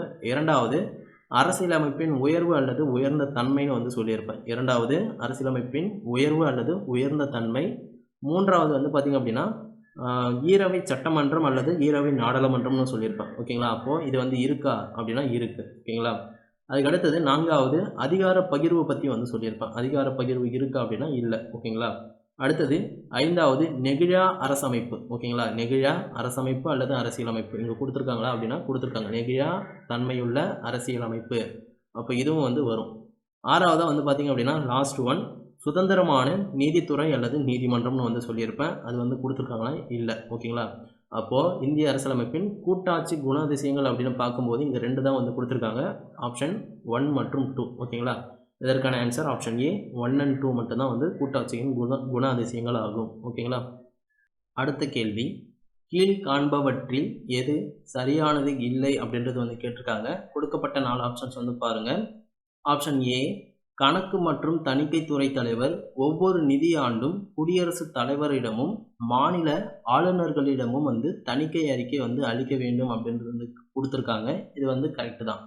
அதாவது என்ன சொல்ல வராங்க அப்படின்னா, கணக்கு மற்றும் தணிக்கைத்துறை தலைவர் இருக்காருல்ல, அவர் ஒவ்வொரு நிதியாண்டும் மத்திய அரசு சம்பந்தமான தணிக்கை அறிக்கை ஆடிட்டரி ரிப்போர்ட் அப்படின்றது மத்திய அரசு சம்பந்தமாக இருந்துச்சு அப்படின்னா அது பிரசிடென்ட் கிட்டேயும், மாநில அரசு சம்பந்தமாக அந்த தணிக்கை அறிக்கை அப்படி இருந்தால் அது மாநில ஆளுநர்கிட்டையும் சமர்ப்பிக்கணும் அப்படின்றது கொடுத்துருக்காங்க. இது கரெக்டு தான். ஓகேங்களா. அடுத்தது தணிக்கை அறிக்கை நாடாளுமன்றத்தில் மட்டுமே தாக்கல் செய்ய வேண்டும் அப்படின்றது கொடுத்துருக்காங்க. இதுவுமே கரெக்டு தான். ஓகேங்களா. அதுக்கப்புறம் மாநில சட்டப்பேரவையில் அறிக்கை தாக்கல் செய்ய தேவையில்லை அப்படின்ற மாதிரி கொடுத்துருக்காங்க. அதாவது நாடாளுமன்றம் மத்திய அரசு சம்மந்தமான அறிக்கையாக இருந்தால் நாடாளுமன்றத்தில் தாக்கல் செய்யலாம். அதாவது மாநிலத்தில் சம்மந்தப்பட்டதாக இருந்தால் அது எங்கே தாக்கல் செய்ய முடியும்? மாநில சட்டப்பேரவையில் தாக்கல் செய்யலாம்னா. ஆனால் இங்கே அது தேவையில்லை அப்படின்றது கொடுத்துருக்காங்க. அதனால் இது தவறானது. கணக்கு மற்றும் தணிக்கை தலைவரின் சம்பளம் இந்திய தொகுப்பு நிதியிலிருந்து வழங்கப்படுகிறது அப்படின்றது கொடுத்துருக்காங்க. இதுவுமே கரெக்டு தான். அதாவது கன்சாலிடேஷன் ஃபண்ட் ஆஃப் இந்தியா அப்படின்றதுல இருந்து தான் இவங்களுக்கு சம்பளம் மற்றும் இதர படிகள் அப்படின்றது வழங்கப்படுகிறது. ஓகேங்களா. அடுத்தது 40வது கேள்வி. கருத்து மற்றும் காரணம் கொடுத்துருக்காங்க. ஏ, வலுவான தேச ஒற்றுமையின் விருப்பத்தின் பேரில் கூட்டாட்சி வழி நடத்தப்படுகிறது. தனிப்பட்ட மாநிலங்களின் ஒற்றுமையின் தேவையை கருதி இது உருவாக்கப்படுகிறது. ஓகேங்களா. அதாவது இரண்டுமே சரிதான் அப்படின்ற மாதிரி கொடுத்துருக்காங்க. காரணம் மற்றும் விளக்கம் ரெண்டுமே சரியானது. அடுத்தது 41வது கேள்வி. இந்திய அரசியலமைப்பின் 12வது பகுதி எதை பற்றி குறிப்பிடுகிறது அப்படின்றது கொடுத்துருக்காங்க. ஓகேங்களா. சட்டமன்ற உறவுகள்னு எடுத்துக்கிட்டிங்கன்னா அப்படின்னா 11வது பகுதியில் சொல்லியிருப்பாங்க. நிர்வாக உறவுகளும் 11லே கொடுத்துருப்பாங்க. நிதி உறவுகள் அப்படின்றது 12ல் கொடுத்துருப்பாங்க. இதற்கான ஆன்சர் ஆப்ஷன் சி, நிதி உறவுகள். ஓகேங்களா. அடுத்தது 42வது கேள்வி. இந்திய கூட்டாட்சியின் சிறப்பு அம்சங்கள் கேட்டிருக்காங்க. இது ஆல்ரெடி பார்த்தது தான். அதிகார பிரிவு அப்படின்றது கூட்டாட்சியில் இருக்குது அப்படின்னா இருக்குது. ஓகேங்களா. அதிகார பகிர்வு, சமமற்ற அதிகார பகிர்வுன்னு வந்திருக்கணும் இங்கே கேள்வியில். சமமற்ற அதிகார பகிர்வு அப்படின்றது ஒற்றை ஆட்சியில் வரக்கூடியது. அதனால் இது கிடையாது. ஓகேங்களா. சுதந்திரமான நீதித்துறை அல்லது நீதிமன்றம் அப்படின்றது கூட்டாட்சியின் சிறப்பம்சங்களில் ஒன்று தான். பிரதமரின் தலைமை கிடையாது. எழுதப்பட்ட அரசியலமைப்பும் கூட்டாட்சியின் சிறப்பம்சங்களில் ஒன்று தான். ஓகேங்களா. இதற்கான ஆன்சர் ஆப்ஷன் பி, 1 and 3, அதுக்கப்புறம் 5. இது மூன்றுமே கூட்டாட்சியின் சிறப்பம்சங்கள். Option B. அடுத்தது 43வது கேள்வி. நெருக்கடி நிலையில் இந்திய அரசியலமைப்பு கூட்டாட்சியிலிருந்து ஒற்றையாட்சிக்கு மாற இந்திய அரசியலமைப்பு சட்ட திருத்தம் தேவையில்லை. இதுதான் ஆன்சர். ஏன் தேவையில்லை அப்படின்னா, ஆல்ரெடி இந்திய அரசியலமைப்பிலே சொல்லியிருப்பாங்க. நெருக்கடி நிலை சம்பந்தமான நிலை ஏற்படும் போது ஆர்டிக்கல் 352, 56, 60. ஓகேங்களா. இது எல்லாமே தேசிய நெருக்கடி நிலை, மாநில நெருக்கடி நிலை, நிதி நெருக்கடி நிலை. ஓகேங்களா. ஸோ இந்த மாதிரி சுச்சுவேஷனில் இதுக்கு சட்ட திருத்தம் தேவையா அப்படின்னா தேவையில்லை. ஆல்ரெடி விதி இருக்குது. அந்த விதியின்படி இந்திய அரசு செயல்படுத்தும் அப்படின்றதுனால இதுக்கு சட்ட திருத்தம் தேவையில்லை. ஓகேங்களா. ஸோ கூட்டாட்சியிலிருந்து கண்டிப்பாக ஒற்றையாட்சிக்காக மாற்றப்படும். ஓகேங்களா. அந்த சுச்சுவேஷனில் மட்டும், வேறு எப்பவுமே கிடையாது. அதுக்கு அடுத்தது 44வது கேள்வி. இந்தியாவில் மத்திய அரசுக்கும் மாநில அரசுக்கும் இடையே அதிகாரம் எவ்வாறு பகிரப்படுகிறது அப்படின்னா பட்டியல் முறையில் பகிரப்படுகிறது. ஆன்சர் ஆப்ஷன் ஏ. அடுத்தது 45வது கேள்வி. சர்க்காரியா குழுவின் பரிந்துரை எதனோடு தொடர்புடையது அப்படின்றது கேட்டிருக்காங்க. மத்திய மாநிலங்களுக்கு இடையேயான உறவுகள் சம்பந்தமான பரிந்துரை வழங்குவதற்கு இந்த சர்க்காரியா குழு அப்படின்றது அமைக்கப்பட்டது. சரிங்களா. ஆன்சர் ஆப்ஷன் பி, மத்திய மாநில உறவுகள் சம்பந்தமானது தான் இந்த சர்க்காரியா குழு. அடுத்தது 46வது கேள்வி. பட்டியல் அதோட பொருள் கொடுத்துருக்காங்க. சரிங்களா. பட்டியல் அதோட பொருள். மத்திய அரசு மாநிலங்களுக்கு இடையான அதிகார பகிர்வு அப்படின்றது எத்தனையாவது அட்டவணையில் சொல்லப்பட்டிருக்கும்? இது அட்டவணை. பட்டியல் அப்படின்றது இங்கே அட்டவணையை மீன் பண்ணுறாங்க. 7வது அட்டவணையில் சொல்லப்பட்டிருக்கும். ஓகேங்களா. மொழிகள் அப்படின்றது 8வது அட்டவணையில் சொல்லப்பட்டிருக்கும். மாநிலங்கள் மற்றும் யூனியன் பிரதேசங்களின் பெயர்கள் அப்படின்றது முதல் அட்டவணை. ஓகேங்களா. பஞ்சாயத்து அப்படின்றது 11வது அட்டவணையில் சொல்லப்பட்டிருக்கும். ஓகேங்களா. 3, அதாவது ஏக்கு பார்த்திங்க அப்படின்னா 3, ஏக்கு 3, பிக்கு 4, 1க்கு சி, அதுக்கப்புறம் 2க்கு டி. ஓகேங்களா. Answer option A. 3க்கு ஏ, 4க்கு பி, 1க்கு சி, 2க்கு டி. அடுத்தது 47வது கேள்வி, மத்திய மாநில உறவுகளை மேம்படுத்த தமிழக அரசால் அமைக்கப்பட்ட குழு எது அப்படின்னா ஆன்சர் ஆப்ஷன் சி, ராஜமன்னார் குழு. மத்திய மாநில உறவுகளை மேம்படுத்த தமிழக அரசால் அமைக்கப்பட்ட குழு ராஜமன்னார் குழு. இது எல்லாமே ஆல்ரெடி வந்து நான் எக்ஸ்பிளைன் பண்ணிட்டு வந்துட்டேன். அதனால தான் இங்கே டைரெக்டாக வந்து ஆன்சர் சொல்லிவிட்டு அப்படியே அடுத்த கேள்விக்கு வந்து போயிட்டு இருக்கேன். ஓகேங்களா. 48வது கேள்வி, தவறான வாக்கியத்தை வந்து தேர்ந்தெடுக்கவும். 4 ஆப்ஷன்ஸ் வந்து கொடுத்துருக்காங்க. மத்திய மாநில சட்டங்களை நடைமுறைப்படுத்துவதற்கு நீதித்துறை அதிகாரமானது வந்து பகிரப்பட்டுள்ளது அப்படின்றது வந்து கொடுத்துருக்காங்க. இது கரெக்டாக அப்படின்னா தவறானது. ஓகேங்களா. மத்திய மாநில சட்டங்களை நடைமுறைப்படுத்துவதற்கு நீதித்துறை அப்படின்றது அதிகாரம் வந்து பகிரப்படவில்லை. ஒற்றையாட்சி முறை இருப்பதால் அனைத்து அதிகாரங்களும் மத்தியில் மட்டுமே உள்ளன. ஓகேங்களா. ஒற்றையாட்சி முறை இருப்பதால் மத்திய அரசு தான் வந்து வலிமையானதாக இருக்கிறது. மத்திய மாநில அரசு உறவுகளுக்கிடையே ஒருங்கிணைப்பு முக்கிய அம்சம் என்று சொல்லப்பட்டிருக்கு. இதுவும் வந்து கரெக்டு தான். ஓகேங்களா. அடுத்தது, பொதுப்பட்டியல் தொடர்பான சட்டத்தின் மீது முரண்பாடு தோன்றுமானால் மத்திய அரசு மாநில சட்டத்தை மாற்ற முடியாது அப்படின்னு வந்து கொடுத்துருக்காங்க. அப்படிலாம் ஒன்றும் கிடையாது. ஏன்னா மத்திய அரசு தான் வந்து இங்கே மேலோங்கும். ஓகேங்களா. பொதுப்பட்டியல்னு வந்துட்டப்போ மத்திய மாநில அரசுக்கு இடையே வந்து ஒரு தகராறு முரண்பாடு வந்து ஏற்படுது அப்படின்னா மத்திய அரசு சொல்கிறது தான் இங்கே வந்து செல்லுபடியாகும். ஓகேங்களா. அப்போ இது வந்து தவறானது. ஆன்சர் 2 மற்றும் 3 தான் வந்து சரியானது. Answer option C.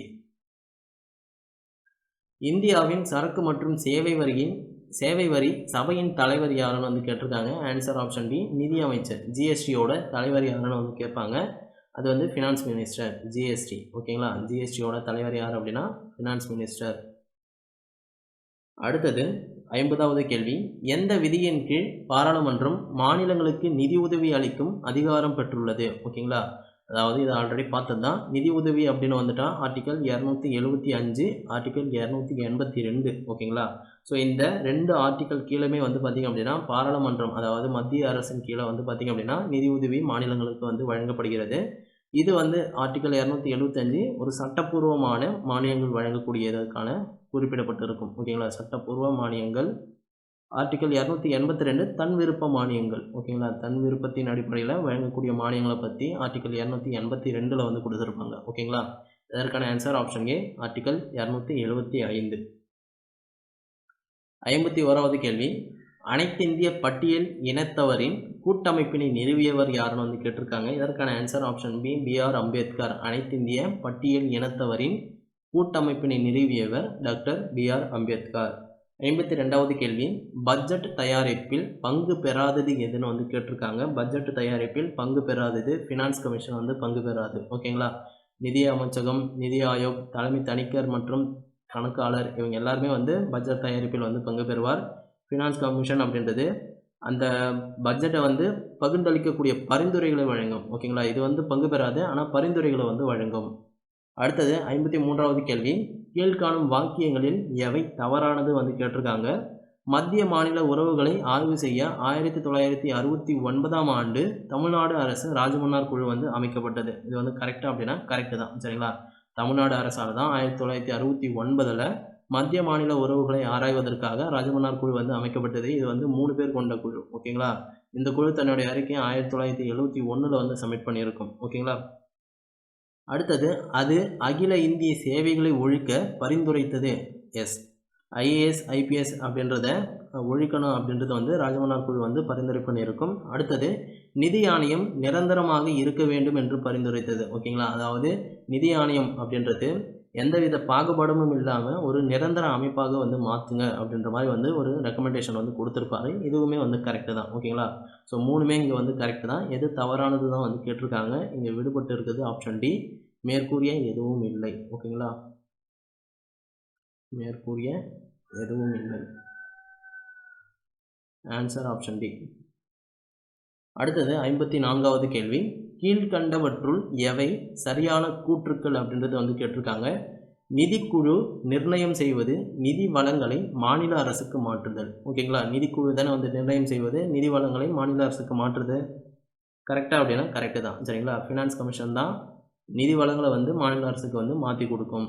அதுக்கப்புறம் அதுக்கான பரிந்துரைகளும் வந்து வழங்கும். அரசியலமைப்பு 280 உட்பிரிவு 3 நிதிக்குழுவின் பணிகளை பற்றி கூறுகிறது. இது வந்து கரெக்டாக அப்படின்னா கரெக்டு. நிதிக்குழுவின் காலம் வந்து 6 ஆண்டுகள்னு வந்து கொடுத்துருக்காங்க. இது வந்து தவறு. ஓகேங்களா? ஆர்டிகல் 280 ஃபஸ்ட்டு கொஸ்டினே என்ன பார்த்தோம் அப்படின்னா, பை பிரசிடென்ட்டால் 5 வருடங்களுக்கு ஒரு முறை வந்து இந்த நிதிக்குழு அப்படின்றது அமைக்கப்படும் அப்படின்றது வந்து சொல்லியிருந்தேன். ஓகேங்களா? By president. அப்போ இங்கே 6 ஆண்டுகள்னு வந்து கொடுத்துருக்காங்க. இது வந்து தவறானது. அடுத்தது ஜனாதிபதியால் நிதிக்குழு வந்து நியமிக்கப்படுகிறது அப்படின்றது வந்து கொடுத்துருக்காங்க. இது வந்து கரெக்டு. அப்போது 3 மட்டும்தான் தவறு. 1 to 4 வந்து சரி. ஆன்சர் ஆப்ஷன் டி 1 to 4 சரி. அடுத்தது 55வது கேள்வி. மத்திய மாநில உறவுகளை சீர்திருத்த முக்கிய பரிந்துரை வழங்கியவை எவைன்னு வந்து கேட்டிருக்காங்க. மத்திய மாநில உறவுகளை ஆராய்வதற்காக அமைக்கப்பட்ட குழு எது அப்படின்னா ராஜமன்னார் குழு, புஞ்சி குழு. ஓகேங்களா? புஞ்சி குழு, அதுக்கப்புறம் சர்க்காரியா குழு. இந்த 3 குழுமே வந்து மத்திய மாநில உறவுகளை ஆராய்வதற்காக அமைக்கப்பட்டது தான். ராஜமன்னார் குழு வந்து பார்த்திங்க அப்படின்னா 1969 தமிழ்நாடு கவர்மெண்ட்டால் வந்து அமைக்கப்பட்டது. ஓகேங்களா? புஞ்சி குழு அப்படின்றது ஏப்ரல் 2007 வந்து அமைக்கப்பட்டது. புஞ்சி குழு ஏப்ரல் 2007 வந்து மத்திய அரசாங்கத்தால் அமைக்கப்பட்ட மத்திய மாநில உறவுகளை ஆராய்வதற்காக அமைக்கப்பட்ட 2வது குழு, செகண்ட் குழு. ஓகேங்களா? ஸோ சர்க்காரியா குழு அப்படின்றது 1983 மத்திய அரசாங்கத்தால் அமைக்கப்பட்ட ஃபஸ்ட்டு குழு. ஓகேங்களா? ஸோ இதுக்கான ஆன்சர் ஆப்ஷன் டி 1, 2, 3 மற்றும் சரியானது. அடுத்தது 56வது கேள்வி. இந்தியாவில் கூட்டாட்சி முறையை கூட்டுறவு கூட்டாட்சி என விவரித்தவர் யாருன்னு வந்து கேட்டிருக்காங்க. இதற்கான ஆன்சர் ஆப்ஷன் ஏ கிரான்வில் ஆஸ்டின். ஸோ இவர் தான் வந்து பார்த்திங்க அப்படின்னா இந்திய கூட்டாட்சி முறையை கூட்டுறவு கோஆபரேட்டிவ் ஃபெடரலிசம் அப்படின்னு வந்து சொல்லியிருப்பார். கூட்டுறவு கூட்டாட்சி. அடுத்தது 57வது கேள்வி. மானிய உதவி மாநிலங்களுக்கு வழங்கப்படுவது ஏதுன்னு வந்து கேட்டிருக்காங்க. ஆன்சர் ஆப்ஷன் டி அபிவிருத்தி நடவடிக்கைகளை மேற்கொள்ள மாநிலங்களுக்கு உதவுதல். அடுத்தது 58வது கேள்வி. பின்வரும் வாக்கியம் 1 மற்றும் 2 கவனிக்கவும். பாராளுமன்றம் மத்திய பட்டியலில் சட்டம் இயற்றும் அதிகாரம் வந்து பெற்றது. சரிங்களா? பாராளுமன்றம் மத்திய பட்டியல் வந்து கொடுத்துருக்காங்க. இது வந்து கரெக்டு தான். பொதுப்பட்டியல் மற்றும் மாநில பட்டியலில் இடம்பெறாதவைகளில் பாராளுமன்றமே வந்து சட்டம் இயற்றும் அதிகாரம் பெற்றுள்ளது. இதுவுமே வந்து கரெக்டு தான். ஆன்சர் ஆப்ஷன் சி 2மே வந்து கரெக்டு. அடுத்தது 59வது கேள்வி. சரியான இணையை வந்து தேர்ந்தெடுக்கணும். ஓகேங்களா? மத்திய அரசால் விதிக்கப்பட்டு வசூலிக்கப்பட்டு மாநிலங்களுக்கு ஒதுக்குச்சு அப்படின்னா அது வந்து 269. இது வந்து ஒரு ஷார்ட்கட்டாகவே வந்து 3மே வந்து சொல்லியிருக்கேன். 268, 69, 270. ஓகேங்களா? இந்த 3மே வந்து சிம்பிளாக வந்து அங்கே எழுதி போட்டிருக்கேன். இதுக்கு முன்னாடி வந்து பார்த்துருப்பீங்க. ஓகேங்களா? ஸோ ஒதுக்கப்படுவது அப்படின்னு வந்தால் 69 வந்து ஒதுக்கப்படும். தானே வந்து பயன்படுத்திக்கிறது 68. மாநிலமே வந்து பயன்படுத்திக்கிறது 68. மத்திய அரசு மாநிலத்துக்கு ஒதுக்குச்சு அப்படின்னா ஒதுக்கப்படுவது. சரிங்களா? இங்கே ஓ போடுறேன். இங்கே வந்து பகிர்ந்து கொள்வது பா. ஓகேங்களா? அதுக்கடுத்தது மத்திய அரசால் விதிக்கப்பட்டு ஆனால் மாநில அரசு வசூலிப்பது மற்றும் பயன்படுத்துவது பற்றி ஆர்டிகல் 268 வந்து கொடுத்துருப்பாங்க. இதுவுமே வந்து கரெக்டு தான். ஓகேங்களா? 2மே வந்து கரெக்டு. அதுக்கடுத்தது மத்திய அரசால் விதிக்கப்பட்டு வசூலிக்கப்பட்டு மாநிலங்கள் மற்றும் யூனியன் பிரதேசங்களுக்கு பகிர்ந்தளிப்பது. ஓகேங்களா? பகிர்ந்தளிக்கக்கூடியது பற்றி ஆர்டிகல் 267 கிடையாது, 270. ஓகேங்களா? 270 தான் வந்து சொல்லியிருப்பாங்க பகிர்வது பற்றி. ஓகேங்களா? இதற்கான ஆன்சர் ஆப்ஷன் சி 1, 2 மற்றும் சரி. ஓகேங்களா? 60வது கேள்வி. ஒரு நாட்டின் மத்திய மாநில அரசுகள் அதன் எல்லைக்கு உட்பட்டு ஒன்றுக்கொன்று சுதந்திரமானவைகளாகும் என கூறியவர் யார் அப்படின்னா டாக்டர் வியர். ஒரு நாட்டின் மத்திய மாநில அரசுகள் அதன் எல்லைக்கு உட்பட்டு ஒன்றுக்கொன்று சுதந்திரமானவைகளாகும் என கூறியவர் டாக்டர் வியர். 61வது கேள்வி. பின்வருவனவற்றுள் எந்த குழுக்கள் மத்திய மாநில உறவுகள் சம்பந்தமாக பரிந்துரை செய்தன? இதற்கான ஆன்சர் ஆப்ஷன் 2. ஓகேங்களா? சர்க்காரியா குழு, அதுக்கப்புறம் புஞ்சி ஆணையம், ராஜமன்னார் குழு 3மே வந்து பார்த்திங்க அப்படின்னா மத்திய மாநில உறவுகளை பற்றி பரிந்துரை செய்திருக்கும். Answer option C 2, 3, 4. ஓகேங்களா? அடுத்தது 62வது கேள்வி. சரியான குறிப்புகளை குறிப்பிடுக அப்படின்றது வந்து கேட்டிருக்காங்க. 1. தமிழ்நாடு அரசு 1983ஆம் ஆண்டு ராஜமன்னார் தலைமையில் மத்திய மாநில உறவுகளை ஆய்வு செய்ய வந்து குழு அமைத்தது அப்படின்றது வந்து கொடுத்துருக்காங்க. இது வந்து தவறானது. தமிழ்நாடு அரசு எப்போது அமைக்கப்பட்டது? 1969 மத்திய மாநில உறவுகளை ஆராய்வதற்காக ராஜமன்னார் தலைமையில் வந்து குழு அமைக்கப்பட்டது. அரசமைப்பின் 7வது அட்டவணை 3 பட்டியல்களை உருவாக்கி அதிகார பகிர்வை மத்திய மாநில அரசுகளுக்கு வந்து வழங்குகிறது அப்படின்றது வந்து கொடுத்துருக்காங்க. ஸோ இதுவுமே வந்து கரெக்டு தான். 7th ஷெட்யூலில் தான் வந்து சொல்லியிருப்பாங்க மத்திய பட்டியல், மாநில பட்டியல், பொதுப்பட்டியல் அப்படின்றது அதிகாரங்களை வந்து பகிர்ந்தளிக்கப்பட்டிருக்கும். ஓகேங்களா? இது வந்து கரெக்டு, இது வந்து தவறானது. அதிகார பகிர்வு மத்திய மாநில உறவுகளின் அச்சாணியாக உள்ளது அப்படின்றதும் வந்து கரெக்டு. மத்திய அரசாங்கத்தின் அதிகாரம் தேசத்தின் எல்லை முழுவதும் வந்து காணப்படுகிறது, இதுவுமே வந்து கரெக்டு தான். சரிங்களா, ஒன்று மட்டும்தான் தவறு. என்ன தவறு அப்படின்னா அது வந்து 1969 வந்து அமைக்கப்பட்டது. ஓகேங்களா, ஸோ 2, 3, 4 வந்து சரியானது. Answer option C. அடுத்தது 63வது கேள்வி. ராஜமன்னார் குழுவை பற்றிய கீழ்காணும் சொற்றொடர்களில் எது சரியானதுன்னு வந்து கேட்டிருக்காங்க. ராஜமன்னார் குழு வந்து 68 அமைக்கப்பட்டதுன்னு வந்து கொடுத்துருக்காங்க. இது வந்து தவறானது. ஓகேங்களா, 1969 தான் வந்து சரியானது. இக்குழு 1971 அதன் பரிந்துரைகளை அளித்ததுன்னு வந்து கொடுத்துருக்காங்க. இதுவுமே வந்து கரெக்டு தான். இக்குழு ஒன்றிய மாநில உறவுகளை ஆராய்வதற்காக அமைக்கப்பட்டது. இதுவுமே வந்து கரெக்டு தான். அப்போது 2 and 3 தான் வந்து சரியானது, 1 வந்து தவறானது. ஏன் அப்படின்னா இங்கே 68 கொடுத்துருக்காங்க, அது வந்து 69 தான் கரெக்டு. அடுத்தது 64வது கேள்வி. குஞ்சி ஆணையம் எப்போது அமைக்கப்பட்டது அப்படின்னா ஏப்ரல் 28, 2007 வந்து அமைக்கப்பட்டது. குஞ்சி ஆணையம் ஏப்ரல் 28, 2007 வந்து அமைக்கப்பட்டது. 65வது கேள்வி. ஒன்றிய அரசாங்கம் எந்த ஆண்டு நிதியரசர் RS சர்க்காரியர் தலைமையில் ஆணையம் அமைத்தது அப்படின்னா 1983 வந்து அமைக்கப்பட்டது. அடுத்தது 66வது கேள்வி. பொறுத்துக. சர்க்காரிய ஆணையம் யாரால் அமைக்கப்பட்டது அப்படின்னா மத்திய அரசாங்கத்தால் வந்து அமைக்கப்பட்டது. ராஜமன்னார் குழு வந்து தமிழ்நாடு அரசாங்கம் வந்து அமைத்தது.